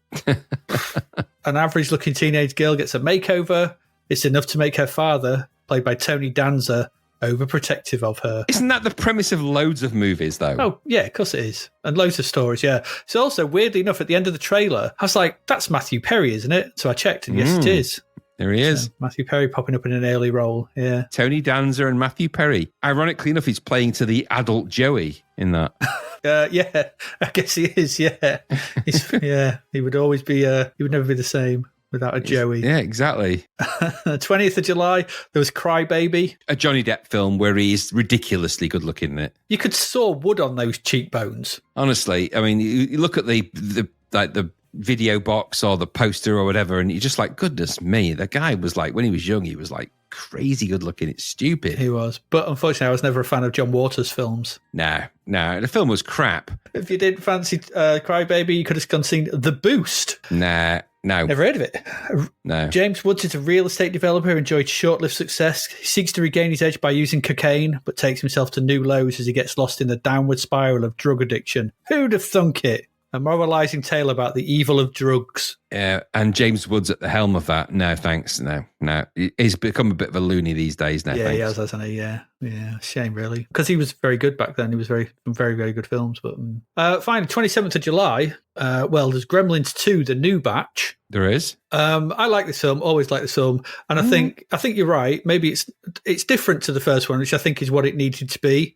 I think if you'd just done more of the same, if you'd have done another Gremlins as Gremlins, it wouldn't have been as, I think you'd have been treading all that, because it goes off on its own crazy direction with I remember in the cinema where it all burns out and Hulk Hogan stands up and stuff and tells the projectionist to put it back on, and sort of breaking the fourth wall stuff that they do in it. Yeah. The interview with the really smart one and things. There's some really good sequences in it. The spider one, Christopher Lee being crazy, the old couple who travel to New York as a sort of continuation, gets attacked by Gremlins again. It's so off the chart crazy, this film. I think it's all they could have done, and I think they went the right direction for me, maybe not for everyone. No, I agree. I think it's a good film if you go with it. It's a bit over the top compared to the first one. The subtlety of the first one's completely gone. I mean, it's in a giant building in the city. Yeah. But at the same time, there's some really funny bits in it. But it's just like, you realise when you're watching it, like, this is as far as they could ever take this. This can go no further than this. And it's just more Gremlins doing more stupid stuff with more silly sounds. And you think that's where it goes. But I like the way they tied it into the first film and the first characters. It's all the same characters. The fact that he's working in this building and he's like an artist trying to do these things. And they've got the kind of Donald Trump character. It's clearly based on Donald Trump, the character in it. Yeah. And it's Trump Tower. It's quite funny that it's that. And it's kind of early predictions, really. But it is a good film. It's just, you've got to just accept that it goes into stupid realms, but that's Joe Dante for you, isn't it? So there's a bit where Gizmo gets dressed up as Rambo. There's loads of stuff like that. It goes next level, but it is. I watched Gremlins and then I watched Gremlins 2 actually fairly recently. They're stupid, but they're enjoyable. So yeah, absolutely. If you didn't fancy that, then you got another sort of sci-fi classic. You got Total Recall. You do. What a film! What a film this is. It was at the time, wasn't it? This was a phenomenon when it came out. Well, was it the most expensive film ever made? $70 million at the time? It was, yeah. It really was, which seems like pocket change these days when films cost upwards of $300 million. Yeah, it was cheap as chips, wasn't it? Really, but this was, Paul Verhoeven's return after RoboCop. They gave him all the money and Arnold Schwarzenegger, and they made this kind of crazy, all expensive sort of sci-fi with its sort of weird kind of European weirdness vibe to it that Paul Verhoeven brings to it. Hyper violent in places. Yep. Was it real? Was it not? Depth of sort of, was it all a dream and stuff? There's loads of stuff going in this, but ultimately it's just a cracking action film as well. And it never stops. I remember coming out of it and going saying to someone, what's it like? Well, after about the first 15 minutes, the film doesn't stop. It just doesn't stop. It just keeps going. There's no downtime. No, it really isn't. And it had some incredible special effects for the time as well. There are. Loads of memes, 2 weeks, all that kind of stuff coming out of this. But I think there's to put it in anyone else's hands, this would have been, I'm not sure. It has a weird look to it. The lighting's really weirdly flat, which I think is part of the argument about it all being not real, because it doesn't look. I think there's that it was filmed in a certain way. But I just think it's a great film. It's one of my favourite Arnold films, that's for certain. There's loads of amazing things about Total Recall. I mean, to be fair, go and watch the Red Letter Media review of Total Recall, because it's amazing. It's really worth doing because they really deep dive all this stuff. But it's a great film with a great cast, Sharon Stone and Arnold Schwarzenegger and Michael Ironside. It's based on a really good story, which is, we will remember it for you wholesale. So it's based on a really good old sci-fi novella as well. Philip K. Dick in it. Yeah, totally. So you've got all the component parts of something really amazing there. And then add to that Verhoeven's crazy violence and over the top. He does everything over the top, because if you've watched RoboCop, you know what it's going to be like. A great soundtrack as well from, it's not Basil Polidoris, is it? It's a guy pretending to be Basil Polidoris, isn't it? So it's not James Horner, is it? It's Jerry Goldsmith, isn't it? Jerry Goldsmith. It's an amazing soundtrack, a really good looking film. The visual effects in it are amazing for what they are. But it's just also, you know what? It does cause you to think about, when you're watching it, you're thinking, is this real? Is it not? There's a really good quasi-Matrixy vibe about the whole thing. Is he in a dream? Is he not? Obviously he is. There's no doubt about that. The more you watch it, the more you realise that he's stuck in that chair having a schizoid embolism, whatever they call it. Yes. But it is a really good action film, and it is relentless, and it was completely different to everything at the time. Now, most of the action movies at that time had a kind of action lull, bit of plot development, bit of action. This one, action, and then maybe a bit of plot development, but in passing, literally a taxi journey and somebody talking to somebody, and then it was more action and more action. Yeah. It did not stop. It was relentless. I mean, what other films can you think of that start with a guy basically fighting and punching his wife unconscious, and then ending with a guy ripping somebody's arms off and blowing somebody up inside of an alien dome, shouting about cornflakes? I mean, that's the kind of crazy that this film is. Unbelievable. Yeah, and I was going to say as well, if you compare the last, if you want sort of the trajectory of the action heroes at this point, if you think about the last Stallone film we saw, which was Tango and Cash, which was rubbish, which was dreadful, and sort of that pastiche of Rambo for breakfast and whatever sort of thing. And then we get this. You can see Schwarzenegger's making the much more sensible moves, and at this point to sort of choose his movies more wisely. I mean, obviously he did Raw Deal or something like that, but you got Predator. Schwarzenegger was like, there was always it was Rambo, or apart from Rambo and sort of, I guess. The Rocky films were different, but the Rambo films were Stallone's. But Schwarzenegger always had a wider breadth of kind of films to sort of fall back on. He worked in the right roles with the right people. I mean, you couldn't have written a better role than this guy for this movie. I mean, on the back of The Running Man, he started to show that he had a bit of depth, that he could do a little bit more than just be muscles and shoot people, a la the Terminator. So it developed a bit of character. This gave him a chance to operate from some of his famous one-liners, consider that a divorce and all of that kind of stuff. Yeah. And you've also got a really amazing bad guy. Now, let's not forget, Ronnie Cox is like the definitive bad guy. He proved it in RoboCop. And then you've got Michael Ironside as well in this. Mm-hmm. So, and then it all turns out they're all mates, and it's a really good twist to it. And then you've got the Kuato, and the visual effects, the makeup effects in this film are off the chart amazing. Yeah. I think it's Rick Baker, isn't it? It's just, you can't watch this film without going, this is actually quite crazy. And what amazes me is that they remade Total Recall in a kind of crazy version, and it's not as good as this version, and yet it's basically the same story. In fact, with more elaborate special effects and more eye candy, such as it is. But at the same time, you can't really beat Arnold Schwarzenegger punching all of his mates on a construction kite to death and shooting them all, and then going back to his house covered in blood going, I've killed a few people. It's just like, it's one of those kind of crazy movies. Total Recall is a really good film, and it's definitely worth rewatching. There's loads of versions that have come out since on Blu-ray, loads of remasters, loads of uncut versions, and go and seek out the uncut versions because there is loads more violence and gunshots and squib shots in it. I mean, loads. It was always a violent film, but the uncut version shows you how much the censors were really controlling what you saw in terms of violence back then. These days, it's a walk in the park, but it might not seem like it, but there's maybe 5 minutes of extra violence in it, and it is crazy. It's like the RoboCop extras, isn't it, when that came out uncut? Yeah, I mean, that sequence when he's trapped in the chair and they're trying to sort of turn him back into being... Yeah. God, that bit. Hauser or whatever his name is, they're training him back to be the kind of guy, and he breaks out of the chair and stabs somebody through the face with like a metal rod. It's just crazy. Yeah. And when you see the uncut one, you're like, oh my Lord, that's like, wow, that's wild. So originally, just looking, really I was looking on IMDb, and this before it got to Schwarzenegger, Patrick Swayze was the main character. It was in pre-production in Australia with Bruce Beresford as the director, but Dino De Laurentiis' company went bankrupt, and Schwarzenegger heard about this. He persuaded Carol Co. to buy the script for him, according to IMDb. Can you imagine if Swayze was in it? It got to the 2 weeks bit. So we need to see your past set. Doom, dip, dip, dip, dip, doom, and I didn't bat an eye. He'd be dancing back and forth. It goes back like a salsa and then flies forward. Yeah, no. But there you go. Total Recall, if you haven't watched it recently, do go watch it again. It is still very good. Still stands up. Blue Skies on Mars. Who would have thought that? Who'd have thought it? Also, as well on IMDb, says Jerry Goldsmith considered it one of his best scores. So it would be. It's really not written by you. Yeah, the opening bars, fair enough. But the music is brilliant for that. It is very good. In complete contrast, if you didn't fancy that, you could have seen Crimes and Misdemeanors. Woody Allen ensemble movie. Yeah, it doesn't work. For me, it doesn't work. It's not as good as anything he's done before, so. No. And finally, there was Baba, the movie. Yeah, Baba was a big old hit with the kids, wasn't it? An elephant, I think. Yeah, I don't know anything about it. I've heard of the name. Not my demographic. Not mine, no. Pick of the month is clearly Total Recall. Total Recall, Gremlins 2, yeah. Gremlins 2, yeah. Good day that was, 27th of July. There we go. That's the films and TV. Or there was obviously the other pick for the TV part was the Anglia news, which would be very interesting. So there you go. That's your film and TV. We're going to go take a quick break. We've still got 4 games to get through. So please do stay with us. We'll be back in 2 weeks or not.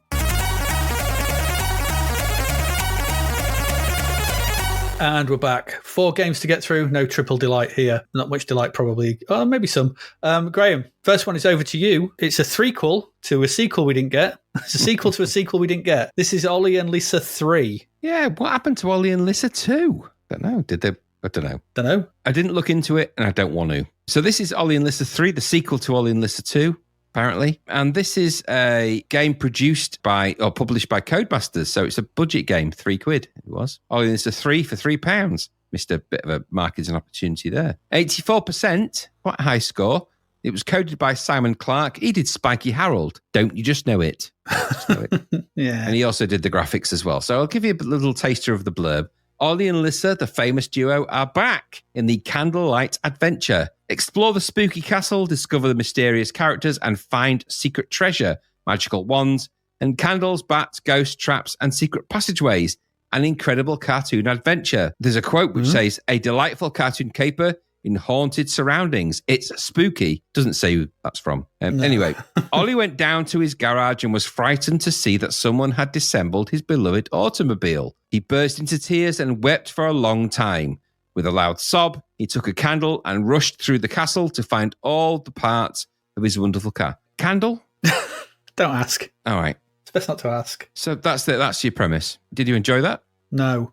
It's not a lot of this game I did. So the idea of the game is that it says in the blurb, climb ladders, jump onto ledges and use elevators to find all the pieces of the car. For each part of the car, you must find a magnifying glass to look for it, find a part of the car, find a spanner, go to the basement to put each piece onto the car. And there are various items and things you can collect on the way. The game design and coding apparently on the Spectrum was Ralph Dowich. This is the C64 version, but would you know it? Because it looks exactly like a Spectrum game, doesn't it? You wouldn't know it. No, you would not. So it's a nice, delicate Spectrum-like graphics title screen with the Candlelight Adventure on there in kind of high-res text. I have to say, the graphics, as much as I'm not a huge fan of the Spectrum-style C64 interpretation, this isn't a bad one of those, but it looks like Spiky Harold's kind of resolution and graphics and colours.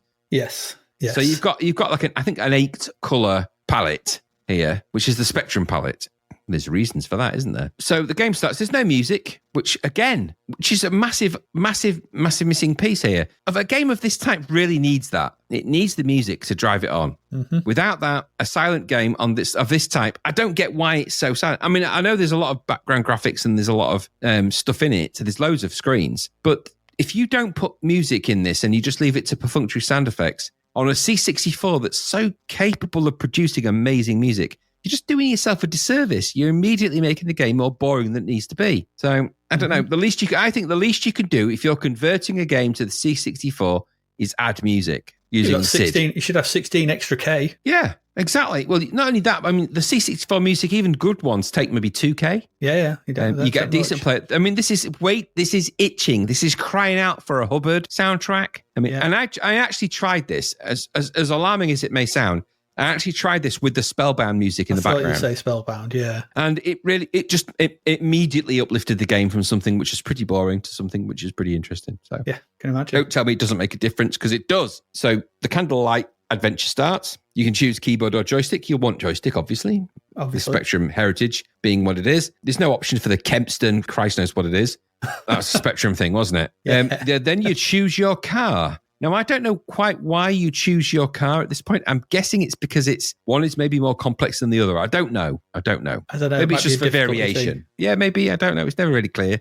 And after that, you choose your favourite colour. What bearing that has on things, I don't know. I don't know either. So once you've done that, the game starts, and it's a Spectrum game on the C64 in every way. High-res graphics in 8 colours, plain single-colour sprites. It's a Spectrum game. Yeah. I mean, there's no colour clash, at least. And they're nicely detailed, and I have to say nicely designed. This is a nice looking game, albeit it's a Spectrum game, but it still looks nice. There's a small UI at the bottom with objects held, lives, points, etc., that kind of thing. It doesn't look too bad. And you move Ollie around with the joystick. Why is it called Olli and Lissa? Because you don't get to play as Lissa at any point, and she's not in it, as far as I know. I don't know. I didn't mean to anyway. But you move Ollie around with the joystick. Left and right is obviously move left and right. Down will go through doors, which you can find along your way. Mm-hmm. And also it will pick up objects should you encounter them, and then fire is jump. Now, annoyingly, your first screen you start on, they're all kind of multi-platform levels. So more often than not,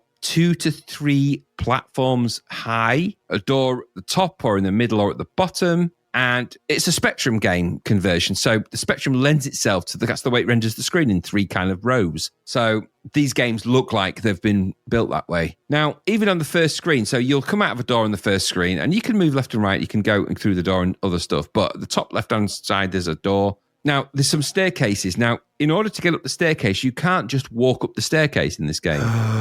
Now, was this a problem that we had with the other Olli and Lissa game or not? I couldn't remember. Probably. I mean, I don't really remember it, if I'm honest. I don't. But the idea is that you navigate through the multi-platforms and space and the flick screens, looking for the objects as specified, as in keys, but also, of course, the magnifying glass and the parts of the car that you need to then reassemble. And you navigate through this world doing that. So it's a walk and seek game. Now, the problem here is that when you want to go upstairs, you can't just go up them. You have to jump up them using the fire button. But he doesn't jump upstairs in the kind of normal way. So you can't just sort of go, if you push the joystick, say there's a staircase on your left. Instead of pushing the joystick to the top left and going up the staircase, you have to go press jump and jump and jump. Now, if you jump and press the diagonals, he tends to jump too far. So you have to go forward a bit and jump upwards, go forward a bit and jump upwards. And controls are not intuitive for a game of this type. Now, this must work the same way on the Spectrum. Now, the problem with that particular control system is this. Some of the enemies in this game are basically patrolling enemies. So they'll go left and right, up and down, and they're on a timing interval. And the idea of your ability to get past those enemies is to time it so that you can go under them, over them, through them.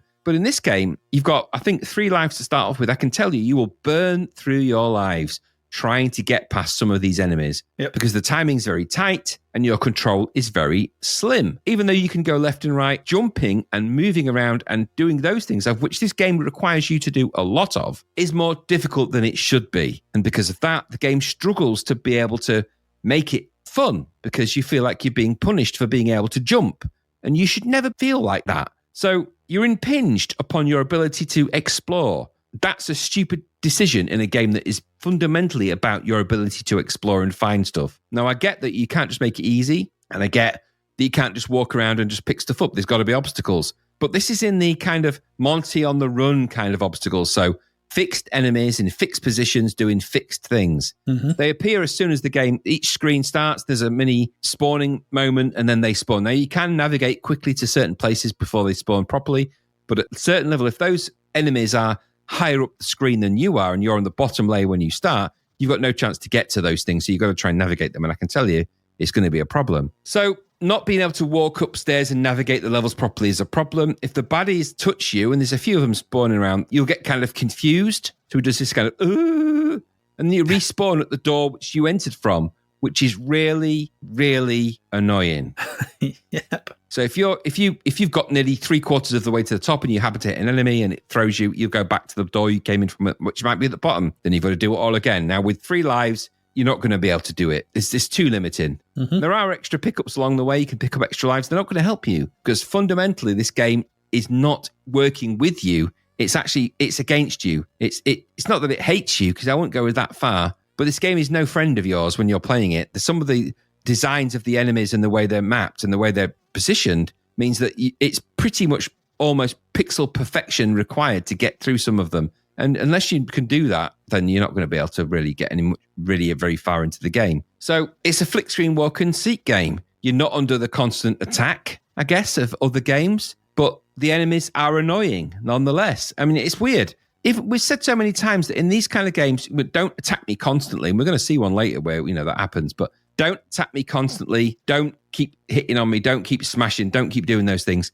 And it doesn't do that in this one, but it just positions enemies in the most annoying places possible, which is just as equally bad because you've still got to traverse the level. So putting a spanner at the top left of the screen where you've got to navigate through some patrolling enemies makes it very difficult. But you'll find the magnifying glass a couple of screens to the right. You'll find the spanner a few screens and up. You'll find the parts, and then you've got to get to the, go and fix your car. There's a pretty extensive map in this game, actually, and it's navigated by the doors on the levels. So there's quite a few of them. They look a bit like Hobbit doors. They're kind of round. They're in grey. On the background looks kind of washed out because they're kind of Spectrum colours on a C64. And even though you'd want them to be more vibrant, they're weirdly not. I think that's to do with the shading, where you've got green and kind of blues and just cyans and the limitations of a palette that is not familiar to the C64. But it's a pretty extensive map, like I said. And okay, you'll need to draw a map for this. If you're going to really get into it, you'll need to draw a map. And maybe in all fairness, there's people that really like that kind of logic. Like I said, it's an oddly silent game. It really needed music. Without that,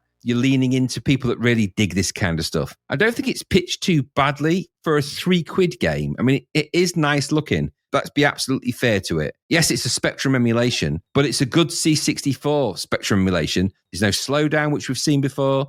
There's no colour clash that we've seen before. This is a Spectrum game done on the C64, just in that style, so that colour style and that palette. So they've obviously just repurposed the graphics from the Spectrum version, but at least they've taken the time to make it C64-like, which means you don't get all of those awful bugs and things like that. But what it does then is expose the game for the crudity that it is. So when you do that, you're like, okay, you got a bit of extra memory, you've got a bit of extra graphics, you got a bit of extra this and that and the other. If you put all of those things in the C64, the one thing that's left is the music. The one thing you've got left is the space to do that, because they didn't do that. It's devoid of atmosphere and the cuteness of the characters. I mean, there's sound effects. When you stand for a while and you don't do anything, the character goes, ooh, it's like ooh, what am I doing kind of thing. And there's a little animation. It becomes more annoying than cute after a while. Yep. So, like I said, characters, maybe they're likable, maybe they're cute. I don't know. There's maybe a bit of a timeless quality to these games now. We're heading towards the dusk of the C64. And the mappers are going to dig this, aren't they? And there's a world to explore and things to do, I guess. It runs at a proper pace. There's no slowdown, like I said. But there's not a lot on the screen either. There's not much happening. So maybe that's kind of the thing that you sort of think, well, it's okay wandering around these screens, jumping on platforms, but there's not a lot challenging me here. But what there is really in the way. So I don't know, navigating the space, maybe it's a challenge for those people that aren't used to this kind of thing by now, but I didn't like it. I don't like the ability I like to be able to just jump where I want and figure that out. And the way you respawn is a pain. But taken for what it is, for the price, it's not terrible, is it? It's a nice walk and seat game, I guess. Spectrum, I like that it is. But for those that like this kind of thing, by now, in 1990, we've had loads of these. And Spiky Owl's just another version of this. So if you like it, you'll like it. I never know whether the graphics impressed me or not. I think the graphics did impress me a little bit, but the game was boring ultimately, and I didn't dig it. But what about you? Yeah, one screen of this was enough to tell me I was going to hate it. I was just like, nope, keep this rubbish to the Spectrum. Just, you've got your games. I don't want them. And that's just me, yeah. I know. I'll come to the text bit in a minute. Jump to climb stairs. That frustrated me. I walked towards the stairs and pushed up to the diagonal, and it didn't do it. I was like, what are you doing? Then I fell off a platform because the jump took me over it, and it was instant death. And I was like, and starting again. I got to the top, fast moving enemies. I judged my jump, but they'd moved too quick for my jump, and I was dead again. And back to the beginning. I was like, no. Oh, what is this design? It's old. It's old design, and it's annoying me. It's just Manic Miner, Jet Set Willy in different pants. Yeah. I mean, that's it, isn't it? It's what it is, isn't it? Games have moved on by this point. How old is Jet Set Willy? What was it, 85? Oh, yeah, well early. Yeah. Manic Miner's 83, 84. These games have been done, and loads have been Monty on the runs and stuff like that. They've all come and gone, and this is slow and dull and ploddy, and yeah, okay, there's no slowdown, but it's not particularly very fast. Even at budget price, I think this is looking well past its sell by date. Maybe on the Spectrum, people like this. I don't know. C64 stuff should be better. I don't know. The graphics are a good approximation of a Spectrum, but I don't know. I hate these type of games. I mean, fair play to the guy who made it, and just to sort of note the guy who made it, what's his name? Simon Clark. He's had quite a interesting career because he went to work at Valve and he worked on Portal and Left 4 Dead 1 and 2. Makes sense why there's all these doors leading to other doors then.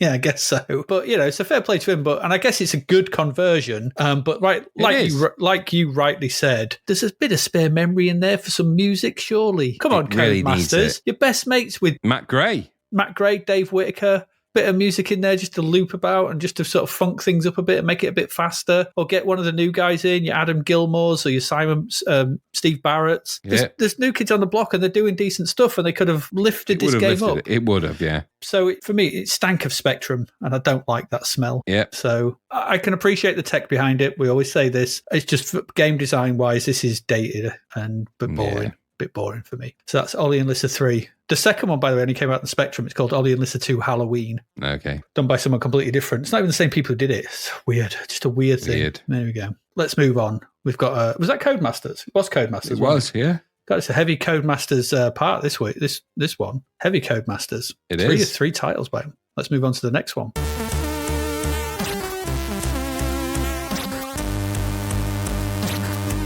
It's another budget game. This is Super Tank Simulator. Ooh. Okay, another £3 one. It's got 76%. And as I said, it's got simulator in the title. So it can only come from one place. And that place is Codemasters, of course. It's Super Tank Simulator for £3. This was developed by Pepsoft, which means the coder here is Sean Smith. The graphics are by Optimus. Oh. Just Optimus. I'll do your graphics for you.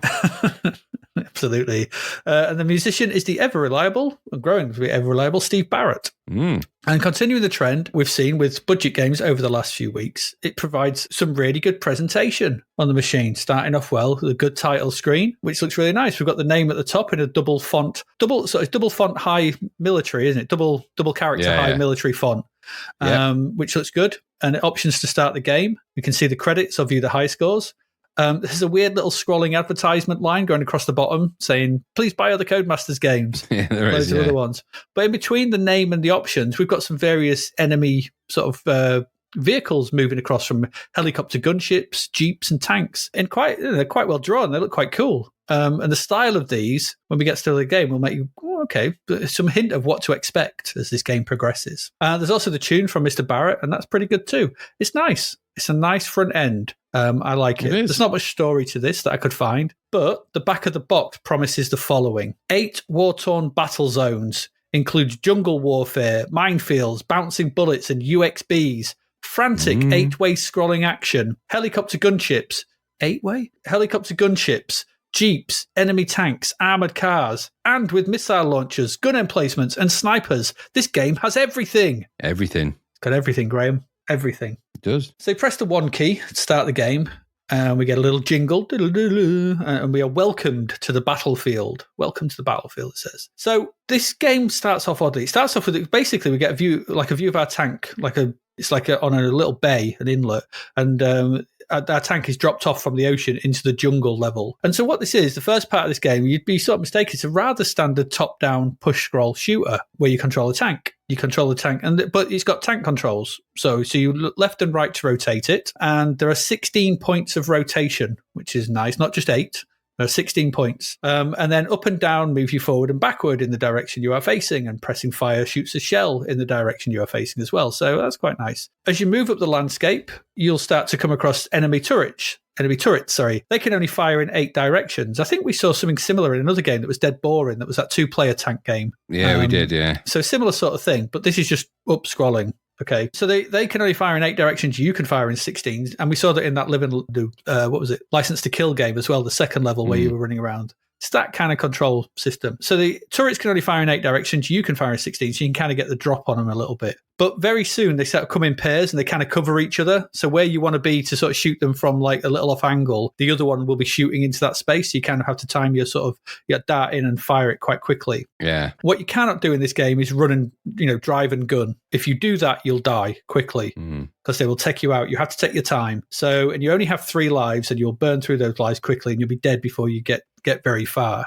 You need to go slow. You need to check those turrets out from angles they cannot get at you from. You kind of got to plan it a little bit and learn the level. So it's a bit of forethought. It's a bit of thinking. It's not a Commando style mad arcade rampage. It's more of a sort of slow, thoughtful process as you go forward. The game window takes up about the sort of top 3/4 of the screen, and the UI at the bottom sort of makes up for the space it is with a large font for your score, your number of lives, and the high score. So it's pretty minimal, and it feels like an arcade game. It's an arcade-like, but it's well presented. The font's nice. and it looks cool, and it's nice. It's well presented. It plays okay. As you move through the level, you will see that some of the turrets are walled off, kind of behind walls, or the first one you get to. And the first one you get to, the second one you get to behind the wall, it'll shoot at you. Because you're behind the wall, the bullet will bounce off the wall.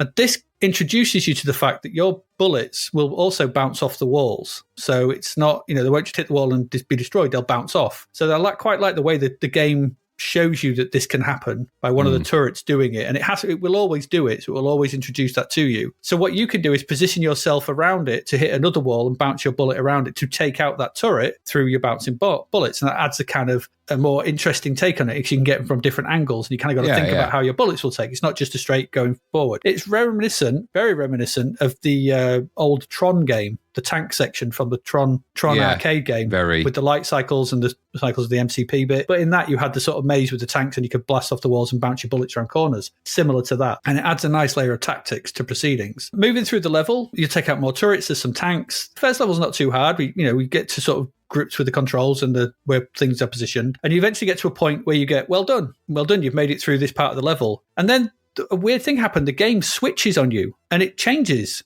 to a first-person Operation Wolf style affair, which kind of comes out of nowhere. But those vehicles we saw on the title screen that were kind of big and bold and drawn well and animated quite well, they suddenly make an appearance. And this part is really pretty impressive. I thought the screen scrolls from left to right. You got tanks, helicopters, and jeeps all making an appearance coming on. You control a crosshair like you do in Operation Wolf, and you've got to blast away at them. So it's quite fast, and suddenly becomes this really fast arcade-paced blast them, Operation Wolf style blast them. Enemy soldiers poke up from windows in buildings, firing rockets at you. You've got to shoot them before they hit you as well as take out the people in the windows. And it scrolls to the right, loads of enemies keep coming at you, and then eventually it stops. You're outside the base, and you've got to sort of blow it all up. And when you blow it up, there's a big sort of multi-sprite explosion. Loads of explosions go off, and well done. You're congratulated. And you've taken out that base, and you're dropped into the next level to repeat the process. You drive your tank through the level. You get to the Operation Wolf style part at the end to blow up the base. So there are 8 levels in total, 4 top-down sections and 4 first-person parts. So that's the 8 that the back of the box was talking about. All are different, and they kind of come in pairs. So the landscape you go through will lead to what the landscape of the Operation Wolf style will look at. The first level is a jungle, and there's a jungle-style base that you go through at the end. The second sees you going through a more sort of bluer city-type landscape, and then there's a bluer city for the 3D section at the end. Levels 3 and so level 3 and the operating base, see a kind of a combo of both jungle. You start off and then you're into the city for another city in the 3D section. And level 4 is another kind of combo in both, but the 3D part is kind of like the cities surrounded by the jungle. They look nice. There's some nice graphics here and some nice presentation and a nice flow to all of this. Should you make it past this final section, the sort of 4th city, then you get a congratulatory message, a nice tune, and get to enter your name on the high score. And there's another good tune from Steve Barrett. Got that nice melancholic fashion of decent high score tunes. He's done one of them. All good. There's no music in game though. Again, it's like, God's sake, put some music in the game. The game's, it's trundly and quiet. It would have been nice to have but I don't know what music would have had, because or maybe I would have maybe not had some in the tank bit, top down bit, but maybe something just to rev things up a bit for the Operation Wolf style section, maybe. So at first, this game didn't really promise much. And I was a bit like, oh, okay. But as you play and you get to the end of that first section and you realise there are essentially 2 disparate games here, I thought this was really quite impressive. The visuals on the top-down sections are okay. They're perfectly functional. The sprites, your tank, as I said, there's 16 rotational points. They're okay. The turrets are fine. The tanks and the enemies are okay. They're nothing outstanding. They're purely functional. But the 3D sections are really actually pretty good. And actually, I thought they were better than Operation Wolf on the C64, if I'm perfectly honest. I thought they looked nicer and looked more impressive. Decently paced scrolling, it's from left to right, well-drawn vehicles and backgrounds, nice effects, good sprites, everything blowing up, and it moves at a decent pace. The music throughout is solid. Title screen, intro jingles, end screen, high score table, and it just would have liked maybe some parts of the game. And it's all a single load, which is quite impressive. There's a lot of game here. Another great example, I thought, of perfect budget fodder. Some neat mechanics, good tank controls, bouncy bullets, there's great presentation. It is hard, but once you learn to take your time and learn the levels and start to know where you can be to take them out, you can learn it and get better and progress quite along. And the second and once you get to the second section for the first time, you will actually want to see how far you can get and how each level leads to that thing. And it's that kind of double loop. It's quite cool. It's not the longest game in the world. Yeah, there's 8 sections. The levels aren't massive, but they are quite difficult. So you'll probably bang your head against it for a bit because it's quite tough. But you bought this for £3, you'd be well happy, I think. It may not feel the best at first. You may think, oh, it's another one of these. But once you get going, and I think once you start to play it a bit, and once you realise there's 2 games in one almost, I think you've got a pretty solid game here. I really enjoyed this. Another winning budget title as far as I'm concerned. May not be much of a simulator, but as a sort of top-down Operation Wolf-style combo, yeah, fair play. This is good for £3. I really like this. What did you think? Yeah, same. I mean, the thing is with this, you'll be put off by the first bit, and that's a shame because the second bit is good. Yeah. And so you'll be playing that first bit, the Craptron, the anti-tank, the Atari Stank, the It Stanks simulator. You're playing that bit and you're like, oh, this isn't very good. And then you realise, actually, it's okay. It's a bit weird because it is basically Atari Tank kind of. Yeah, you have to approach it on its own. Tron Tank. You want to run and drive and fast and stuff, but it's not. It's a bit... Yeah. You just got to you think, actually, okay, I'll go with it and I'll see where we go. And then when it comes to the Operation Wolf style bits, it's actually, like you said, you're like, this is actually way more impressive than it looks. £3 especially. So I was quite impressed. I think the bones of something really good here. I think perhaps it's just a little bit restricted by its £3-ness. So you're going to get so far and there's some decent coding for what it is, but it's not going to go much further than that. So it's a pity that first part is quite unprofessional looking in its own sort of logic. I think it belies the second part. Maybe they should have just stuck to doing the second part, make it like a tank, drive forward, rotate the turret, shoot things. That would work quite well. Maybe. So you end up with that kind of weird first part, but it was passable. For £3, you'd have had a bit of fun with it. It got 3/4, didn't it? Pretty much. 76, yeah. I think you'd have had fun with it for what it was. It's a bit late in the day on the C64 is my main concern with it. Had this game been released a year and a half prior to this, it would have been probably quite a big budget smash. So, because on the back of Operation Wolf, if you'd have released this around that time, you'd have had people raving about it. So I think it's just a little bit too late. But that said, for £3, I thought it was quite good fun. The graphics on that first bit, they're not going to impress anybody, but you got to persevere because the next bit after that, I was actually pretty impressed by it, although it was rock hard. But I was pretty impressed by it. So, yeah, I enjoyed Super Tank Simulator. It wasn't a tank simulator of any description. And I'd also been preparing myself for another simulator, so it was nothing like that. I don't know why they even called it. Super Tank would have been a good name for it, just generally. So if you think of it that way, don't worry about the simulator part and just persevere with that first bit, get past the crapo graphics. I think you're going to find there's something quite interesting there. So yeah. Because I wasn't expecting it at all. I was like, oh, where'd this come from? No, I agree. But yeah, good fun. Good fun. I quite enjoyed it. So there we go. That's our third of our budget titles in this part. We'll have another one coming up in a bit. But before that, let's go on to something else.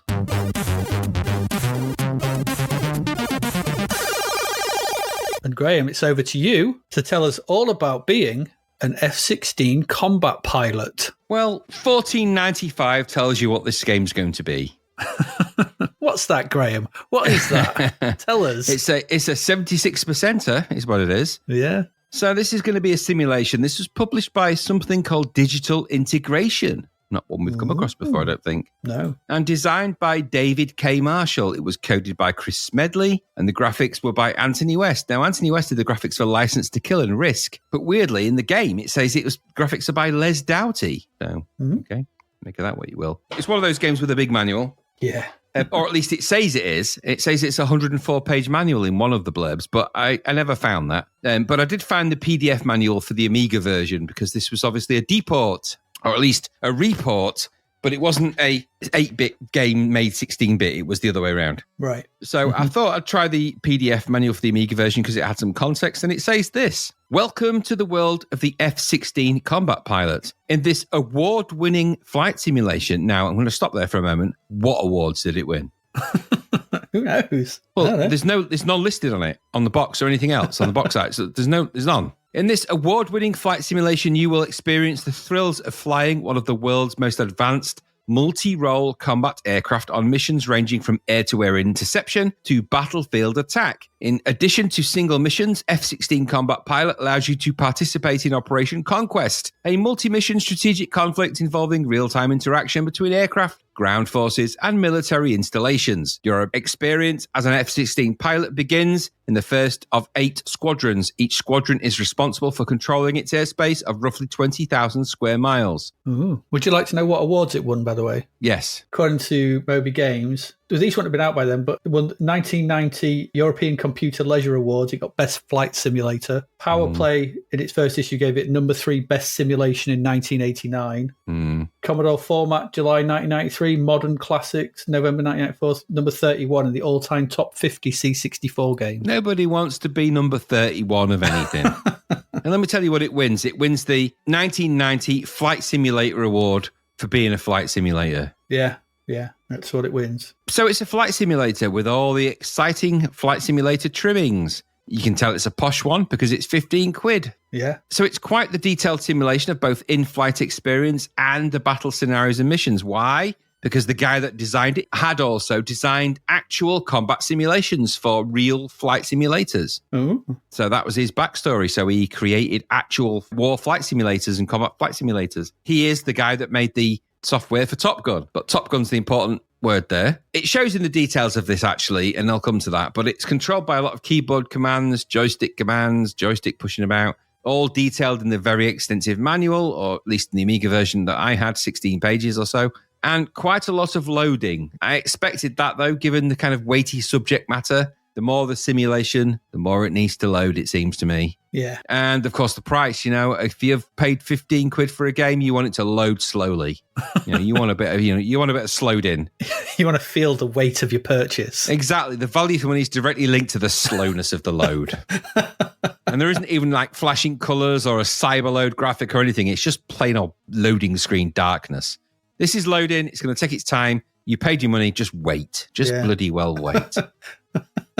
When the text finally appears for the title screen, there is a title screen, which is quite nice. I have to say the graphics in the game are okay, and I'll talk about what that means in a moment. But when you get past the kind of pilot screen, graphic title screen, there's some text. You have to choose the language between English, French, Dutch, Spanish, and Italian. I think so. So you choose English, of course. Well, I did. It'd be stupid to choose another language. Yeah. In spite of 550 days of Duolingo. Anyway, it's another story. So once you've done that, some loading will happen, and then you'll go to the kind of selection screen. Now, I quite like the way this was presented, I'll be honest. In the middle, you've got kind of I think it's a... Pentagon. Pentagon. Is it a pentagon? Pentagon, yeah. So there's five zones on that. So the whole screen, at the top left, you've got quick start. The top right, you've got training. The bottom left, you've got pilot's log, and then there's the logo of the game. And then in the middle, you've got Pentagon with like different scenarios at which you can choose the different missions. So you've got Scramble, Tank Buster, Hammer Blow, Watchtower, and Deep Strike, which are the missions you can choose. Now, any one of those options you can choose. Training is a training mission, obviously. Quick start gets you into the game pretty quick. So, just go for it. You don't have to go through some of the options you go through. But if you choose one of the missions, you go to the next screen, which is a waypoint screen, where you can choose your route through a series of multicolored dots. Yeah. Now, yes.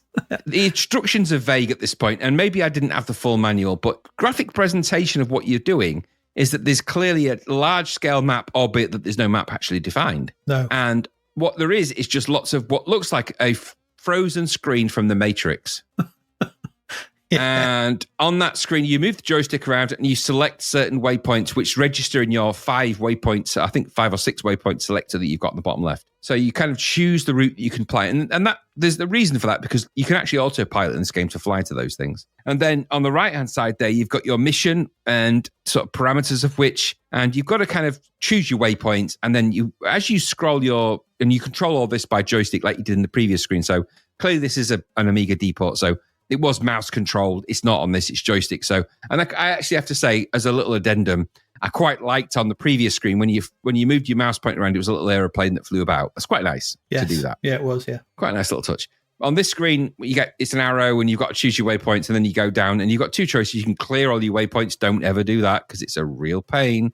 Or go to exit, which then locks the waypoints in, and that's the course you're going to fly, essentially. Mm-hmm. After that, you've got quite a nice sort of Tony Scott-esque view of the aeroplane from the front. Very Tony Scott, yeah. With where you choose your ordnance. So you've got like a lot of tabs where you've got your different weapon types, and you can sort of apply them to your aircraft. And you've got things like Sidewinders and Maverick missiles and all the kind of stuff you'd want. And then 3 buttons across the bottom. You've got cruise choice, clean, and exit.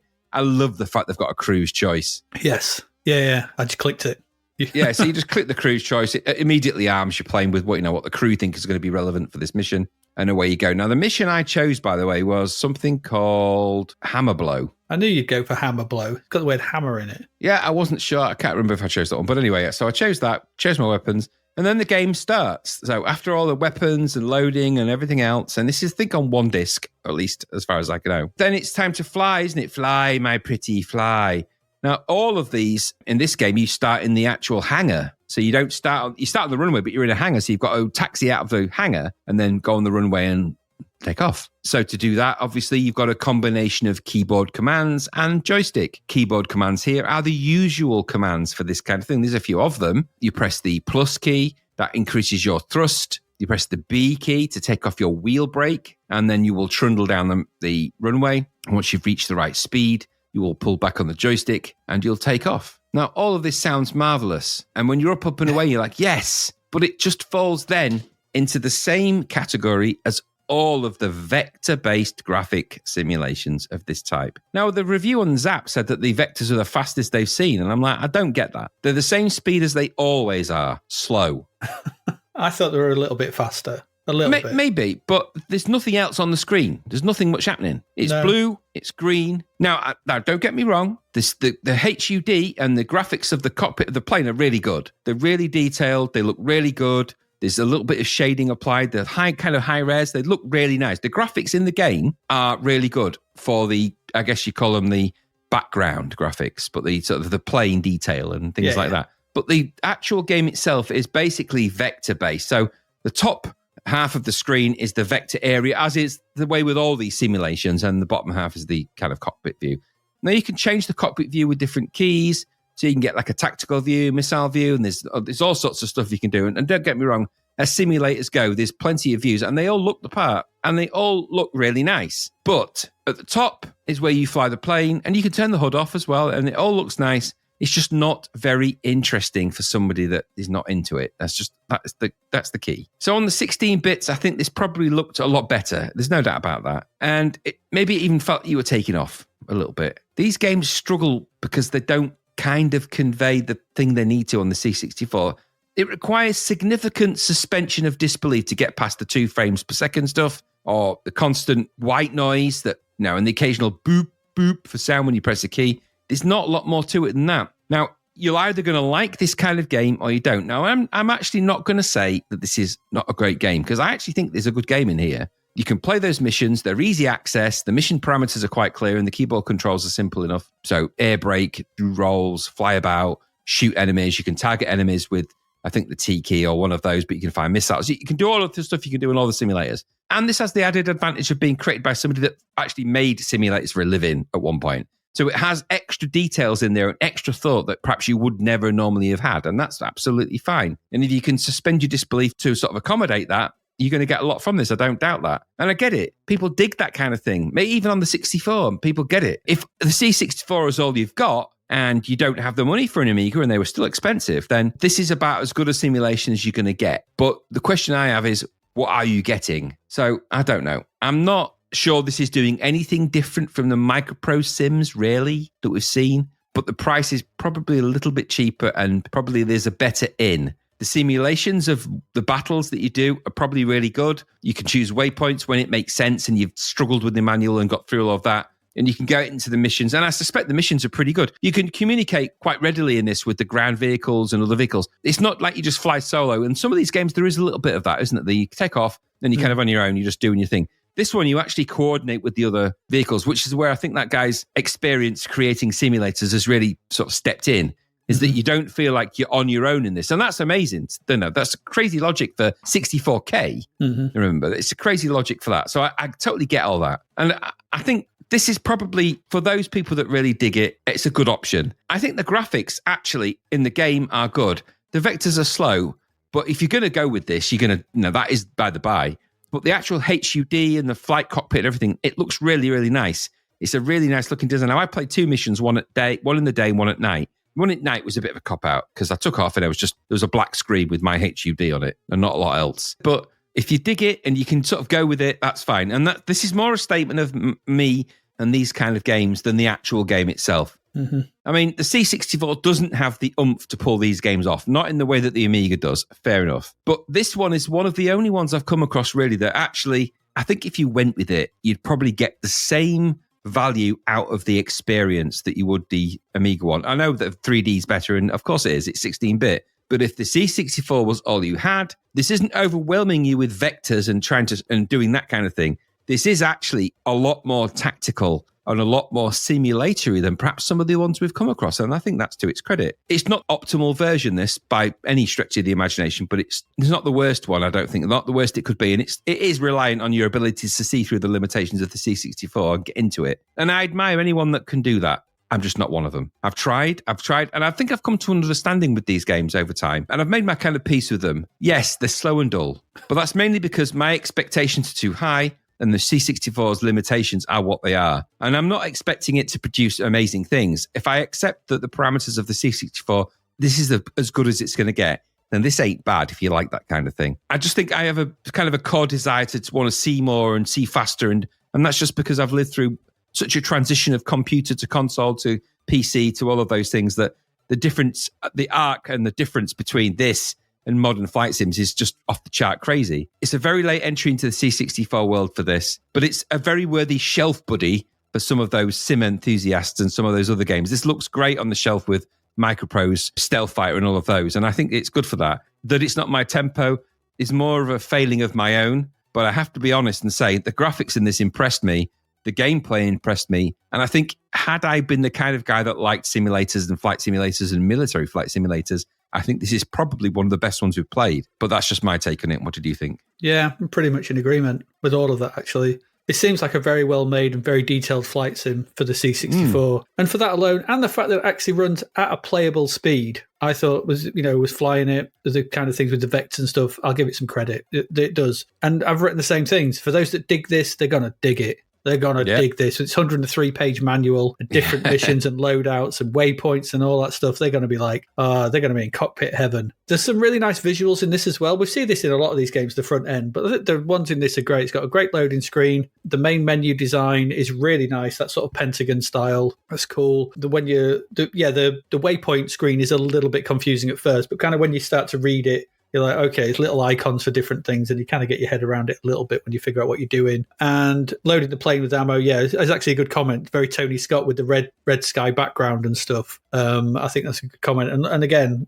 that cruise choice button is great because it's just like, just load it up. Thank you very much. I even thought the nighttime display was really good, actually, because it's all black, but your HUD, there's a square in the middle of your HUD which is grey, which is kind of like your night view. Yeah, it's nice. Which I thought was actually a really effective way of doing a sort of nighttime view. I remember playing Dam Busters back in the day, and obviously they didn't have the tech back then, but that was just like a load of yellow dots moving on a screen. This actually has a decent attempt at providing that kind of nighttime view. I thought it was really quite cool. But and I flew about a bit. I took off. I did some stuff. I went to waypoints. The games, though, like for you, they're just not for me. They just require a bit too much from me, and I've never been able to meet the demand that they have and that they require for the game to work. So I'm just not going to put as much into them to sort of make it to sort of meet them in the middle. So, but I'm just not. They're not for me. They take too much. So I kind of appreciate this from afar. I look at it and go, this is a great technical achievement. It's really impressive. There's some good coding here. There's a nice there's lots of stuff. There's loads of detail. The missions are good. But it just always leaves me cold. And that's,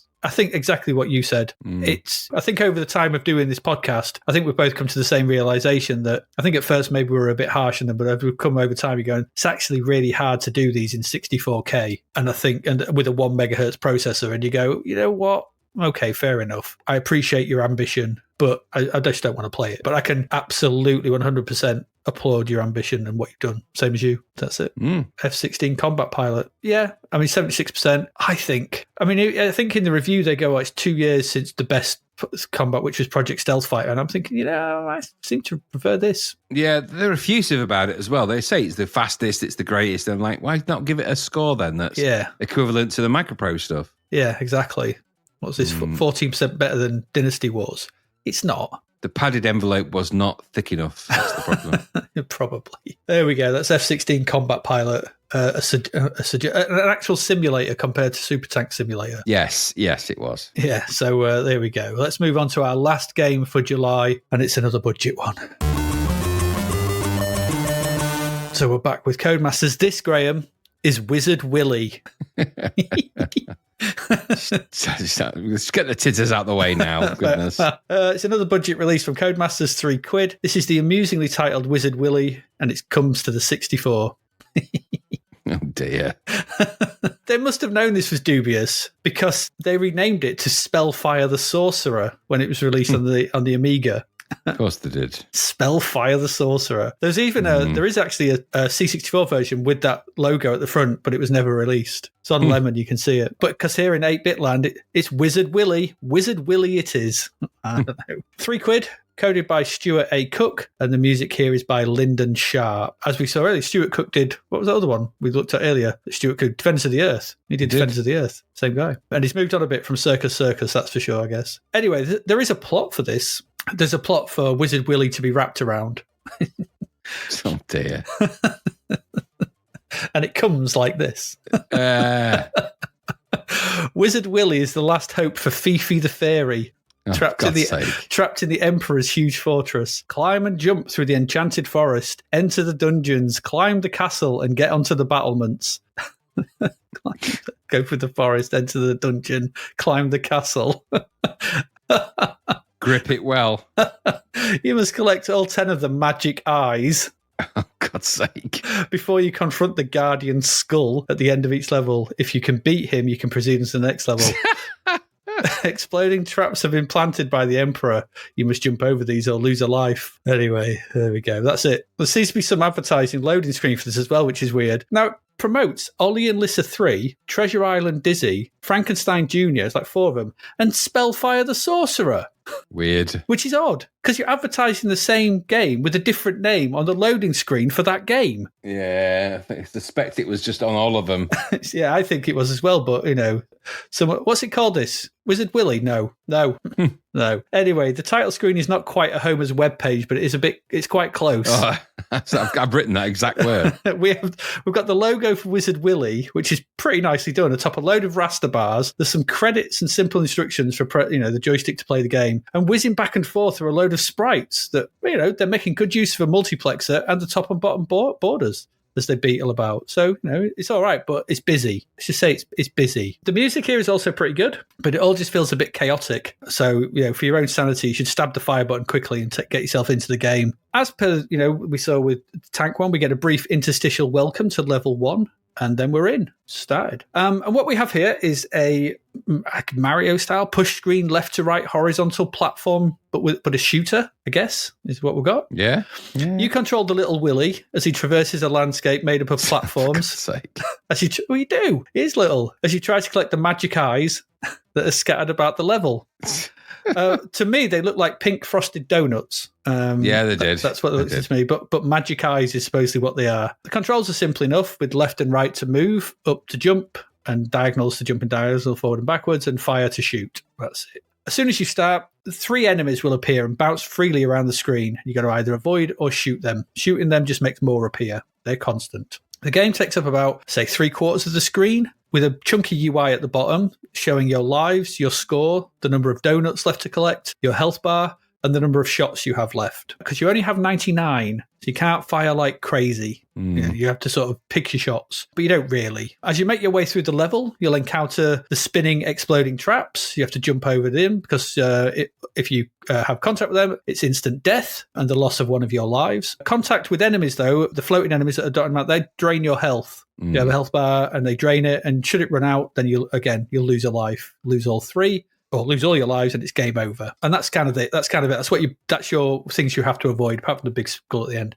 It's not all punishing though, because there are some helpful items to find. There's like power-ups you get. There's ones with S on them, and they recover your spells back up to 99. So that's your ammo goes back up to full. There's ones with H. These restore your health back up to full. There's ones with E. They grant you an extra life. And there's also one with V on it. But don't press fire when you collect a V one, because it's the vanish spell, and essentially it's a smart bomb, so it destroys everything on screen, which is really kind of pointless because as soon as you destroy everything on screen, everything comes back on screen. True. Because those enemies just respawn immediately, so it's kind of a bit pointless. I don't know if you could, and it's quite far away from the floating skull at the end. I don't know if you could use it on that, but it didn't seem very useful, I have to say.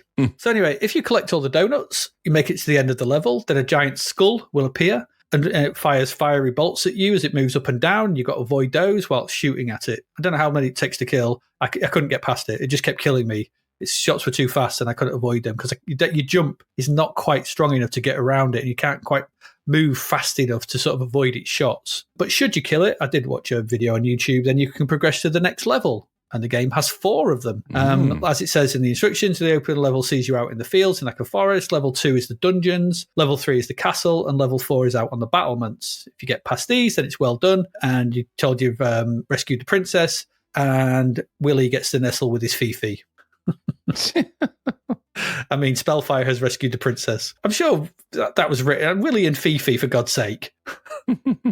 Anyway, as budget titles go, it's not terrible. It's not bad. It got 50-odd%. It's probably about right. So I thought the visuals across all 4 levels, the background visuals are actually pretty nicely drawn. There's some nice sort of background sort of pixel work, especially on the sort of later levels. The first level's okay, but I thought the sort of brickwork and the sort of work of the dungeons and the backgrounds in those were better as it got along. So levels 2, 3, and 4 kind of looked better than the first one. I thought there was some nice stuff in the backgrounds. It's good scrolling, and there's even parallax scrolling as well to give a sense of depth, which is nice and smooth, and that's always good. The controls are fairly responsive. You don't jump far enough, though, or your jump is a bit weird. There's something weird about the jump. I couldn't quite put my finger on what it was, but it just doesn't feel like a good jump. So that's the problem with it. And I think that leads to the next problem. It feels very repetitive. So, yeah, the visuals change from level to level, but that's it. There are always 3 enemies, 2 different types. There's 2 sort of smaller ones and a bigger one that go flying around. They've got the same behavior in each one. They never change, that I could notice. They have different sprites, but their behavior is the same. So they might as well, who cares? It's doing the same thing. There's no different AI or anything like that. It's just the same thing. The platforms, the things you do, collect the 10 donuts, avoid the traps, that's all exactly the same. There's no change to this. You just go through level after level and shoot the skull. It's the same skull at the end of every level. And it just gets a bit bland and boring. It just feels a bit flat because this is another game that needed music. A bit of music in this to jolly things along would have been great. But because the level layouts, they're not interesting. The platforms aren't particularly laid out in interesting ways because it's flat. There's no pits to fall into or anything like that. But there's just some platforms in the sky that you just jump around to get the donuts. And it's about it. There's some things bothering you constantly. There's no plan or design to the enemies or clever little traps and stuff that the game does.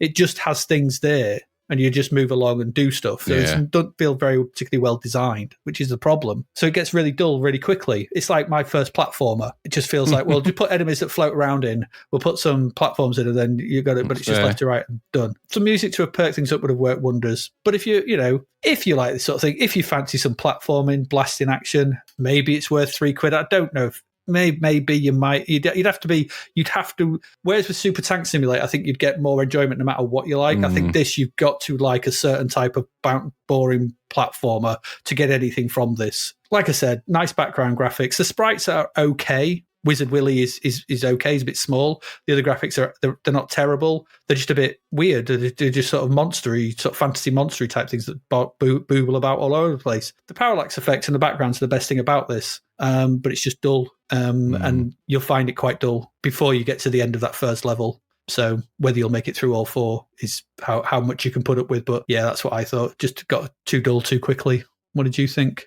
Yeah, I mean, the same really. The Homer's webpage didn't set the tone for the game to be great, did it? And nobody should ever use raster bars that thick. Pixel line is what's required. 3 pixels is too thick. It's like when you see a stroke around a text, it's like when it's 3 pixels, you're like, no. The raster bars look clunky and horrible. I like the parallax scrolling effect on the graphics as you went across the level. That was quite nice. It lacked the blurriness that was required to give it real depth, but it was a nice touch. But ultimately, the game is £3 worth of walking right and left, jumping annoyingly. And the stupid jumping system drove me crazy to try and sort of jump. And it was like double jump, jump, jump, double jump, jump, double jump. I was like, oh, just nah. And it made what is essentially a fairly simple game just stupidly annoying. The mini sprites went from naff to okay, I suppose. And the graphics went from naff to okay. It was £3 worth of entertainment. I just don't know how much entertainment it was for £3. I found myself pretty bored of it pretty quickly. The only challenge in it was jumping. Everything else was just kind of a bit boring. And like I said, that scrolling effect could have been put to much nicer effect. It also felt like the levels were a bit endless and repetitive, and I imagine they're all like that. Mm-hmm. So it's for £3 though. I don't know, 53% for it. There's not a lot of game to it, so 53% might be about right. Yeah, that's it what felt like it was lacking any more than the basic movements. It feels like my first. Yeah, it's totally that. I mean, you've worked with game students in the past. I've worked with game students in the past. This is the part where they show you the game so far, and you've gone, yeah, that's great. Now you need to put some game into it. Yeah. And it's a proof of concept, there's some technical nice things in it. Like I said, the parallax is nice. It's at this point you go, right, so what happens now? And they go, oh, that's it. And you're like, no, it ain't. No. You need to inject some design. Yeah. Because if you think of like the Mario game, stuff like that, the enemies are set at certain points to challenge you in certain ways. Yeah. They want you to do a certain thing, and it's tricky to get through them, so they know you'll jump at this point and things like that. With you just have 3 enemies just floating around at random, which also I forgot to mention, do that annoying thing when they go into the right and you scroll the screen to the right, they speed up because their speed is tied to the scrolling speed, I think, which is bloody annoying. It is annoying. There's annoyances, like just putting some of the collectibles in silly places. So you think, when you see it, like, oh, I've got to go jumpy, double jump, carefully jump to go back on myself. And it's like, what's the payoff? Yeah. What's it all for? There's no real, when you collect it, you don't get a da-da-da-da-da, or it's just like, there's nothing driving you on. It's lacking the design. So the technology has been proven, you've got a proof of concept. Now it needs you to design the game. Off you go. Which is evident from that title screen, because that title screen is just stuff just happening. Exactly. So otherwise, Wizard Willy is flaccid and unerect. So just to bring it back to what we were first talking about. So there you go. That's what I thought. Yeah. This could have been a lot harder. I was trying desperately to sort of make some kind of joke about that. This wasn't very hard. Exactly. I was like, it's too obvious. It's too obvious. It's too obvious. A game where you need to grab your shaft by the tip with minute controls for it to all work. Yeah. Well, you have to get Willy to fit himself through some donuts. There we go. There you go. That's Wizard Willy. It's worth its 53%, I think, and no more. It's half the game that it should be, really. Yes. It's all cock and no balls. Okay. There we go. On that note, I regret saying that now, but okay, I'm going to stand by it now. I have to. You have to. You have to.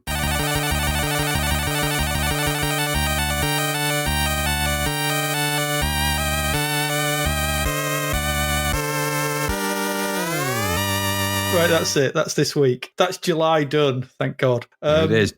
So not a bad lot of games this week. Actually, not terrible. Die Hard was really good. Was Defense of the Earth was arse. It was. Graphics were good though. Graphics were good. Yeah, some nice graphics this week. Dynasty Wars was brown. So brown. So brownest game we've seen since that Yorkshire pudding game, I think. It's really brown. So brown. Olli and Lissa 3. Well, it's a Spectrum game. But good graphics though. But nice graphics. Super Tank Simulator. Surprisingly decent. Yeah, good when you get past the tank simulator bit. Yeah. F-16 Combat Pilot, technically good impressive. Graphics. Yeah, very technically impressive. Impressive. And finally, Wizard Willy bringing up the rear. Yeah, I'm not going to say it. I was going to. I'm not. I'm not saying anymore. No, let's leave it at that. Right, there's no crap verts, as I said. I couldn't find any. So should we do the charts? Let's do the charts for this month, July 1990. This is from CNVG. Let's do the countdown from number 10. In at number 10 on the Encore label is Ikari Warriors. Ooh. Down from number 3 to 9 is IK Plus. Of course it is. Budget. Budget. All these, I think every single one of these, apart from one, is budget. In at number 8 on the budget label Encore is Dragon's Lair. Good game. Up to number 7 from 13 by alternative. This might not be budget. It's Thomas the Tank Engine. Shut up. In at number 6 is Wonder Boy. on the hit squad. Down to number 5 from 2 is Fantasy Dizzy. Okay. Staying at number 4 is Boogie Boy. Boogie Boy. Up to number straight in at number 3 is Indiana Jones and the Temple of Doom on the Kicks label. Yeah, Operation budget. Thunderbolts. Straight in at number 2 by Ocean. Slate. Don't know why that suddenly appeared there. And staying at number 1 is Paperboy. I don't know how they aggregate these charts, really, but okay, we'll go with it. Who knows? It is what it is. Countdown from 11. At number 11 is the Thriller Pack from Prism. Obviously some compilation in it. Road Blasters at number 12. Rockstar from Codemasters up to 13. MiG-29 from Codemasters down to 14. The elusive MiG-29. The elusive MiG-29. The Sports Pack from Prism, another compilation at 15. 1943 down to 16. Fantastic Soccer from Zeppelin at 17. Zeppelin's Fantastic Soccer might be okay. It's done by the right people. We'll be looking at it next month. Championship Sprint at number 18. Black Tiger at number 19. Dear me. And Batman down to number 20. Okay. So, August. We only have 10 games for August. Okay. Those games are, we've got something called AMC. Right. Adidas Championship Football. Okay. Clacks. Clackers. Okay. Little Puff. Right. Okay. Daley Thompson's Super Test. That's out. Is that a budget re-release of a game we've not looked at, isn't yes. it? So, Yeah. Ski or Die. Okay. Is that a thingy one? Is that a... I think it's it's an EA one, I think, yeah. Okay.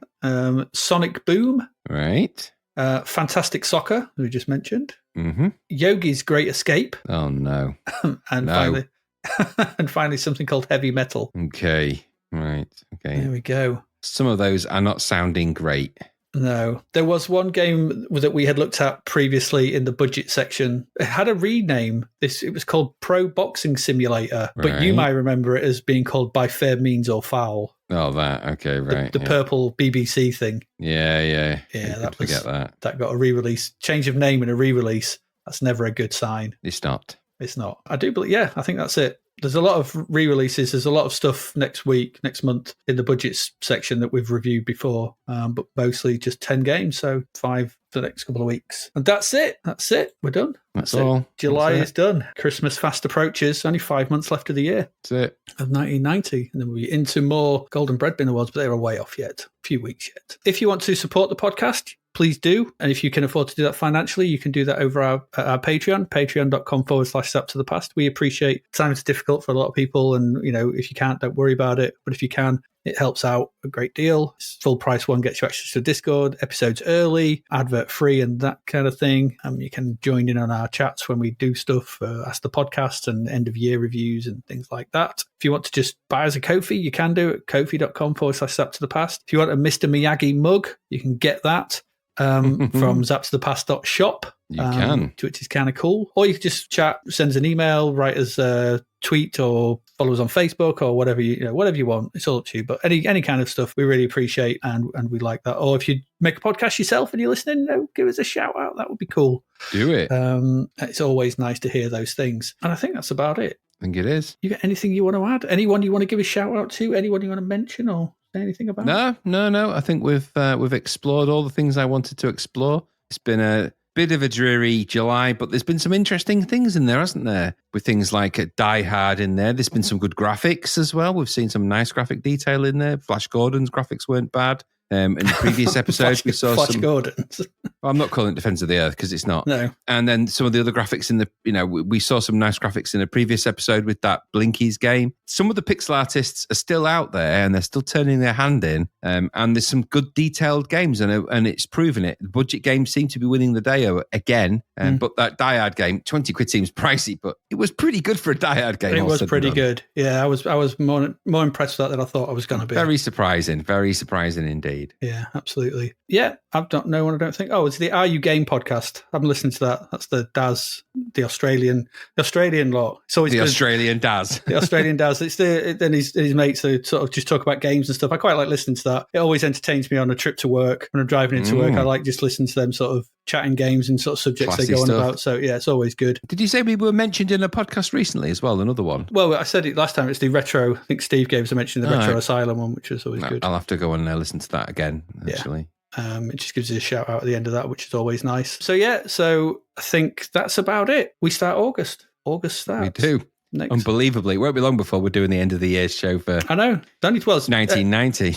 It's two episodes. It's 2 episodes of a thing from here on out, so it's 10 weeks away. Here we go. 10 weeks. 10 weeks. Hold your breath, folks. Yeah, God knows what's going to be in this. But we've got some hidden gems. I mean, we've had things like Retrogate, Die Hard. We've got creatures to come at the end. Yeah, there are some decent stuff dotted around. There are. We'll see what happens. But I think that should be about it. So as ever, I have been Adrian Mills. And I have been Graham Raddings. And you have been listening to 2 men playing with Wizard Willy and his Fifi.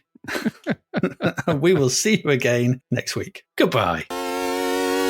Thank you for listening to the Zapped to the Past podcast. We hope you enjoyed our deep dive into the world of Commodore 64 games, as well as the music, films and TV from around the 1980s, driven, of course, by the issue of Zapped 64 magazine published at that time. We will return with a whole new batch of games and stuff to talk about next week. Until then, if you want to listen to or download previous episodes of Zapped to the Past, and why wouldn't you, they can all be found on our website at zappedtothepast.com, as well as being available on Podbean, Apple Podcasts, Google Podcasts, Spotify, Deezer, Audible, Player FM, and, well, pretty much anywhere where we can upload them.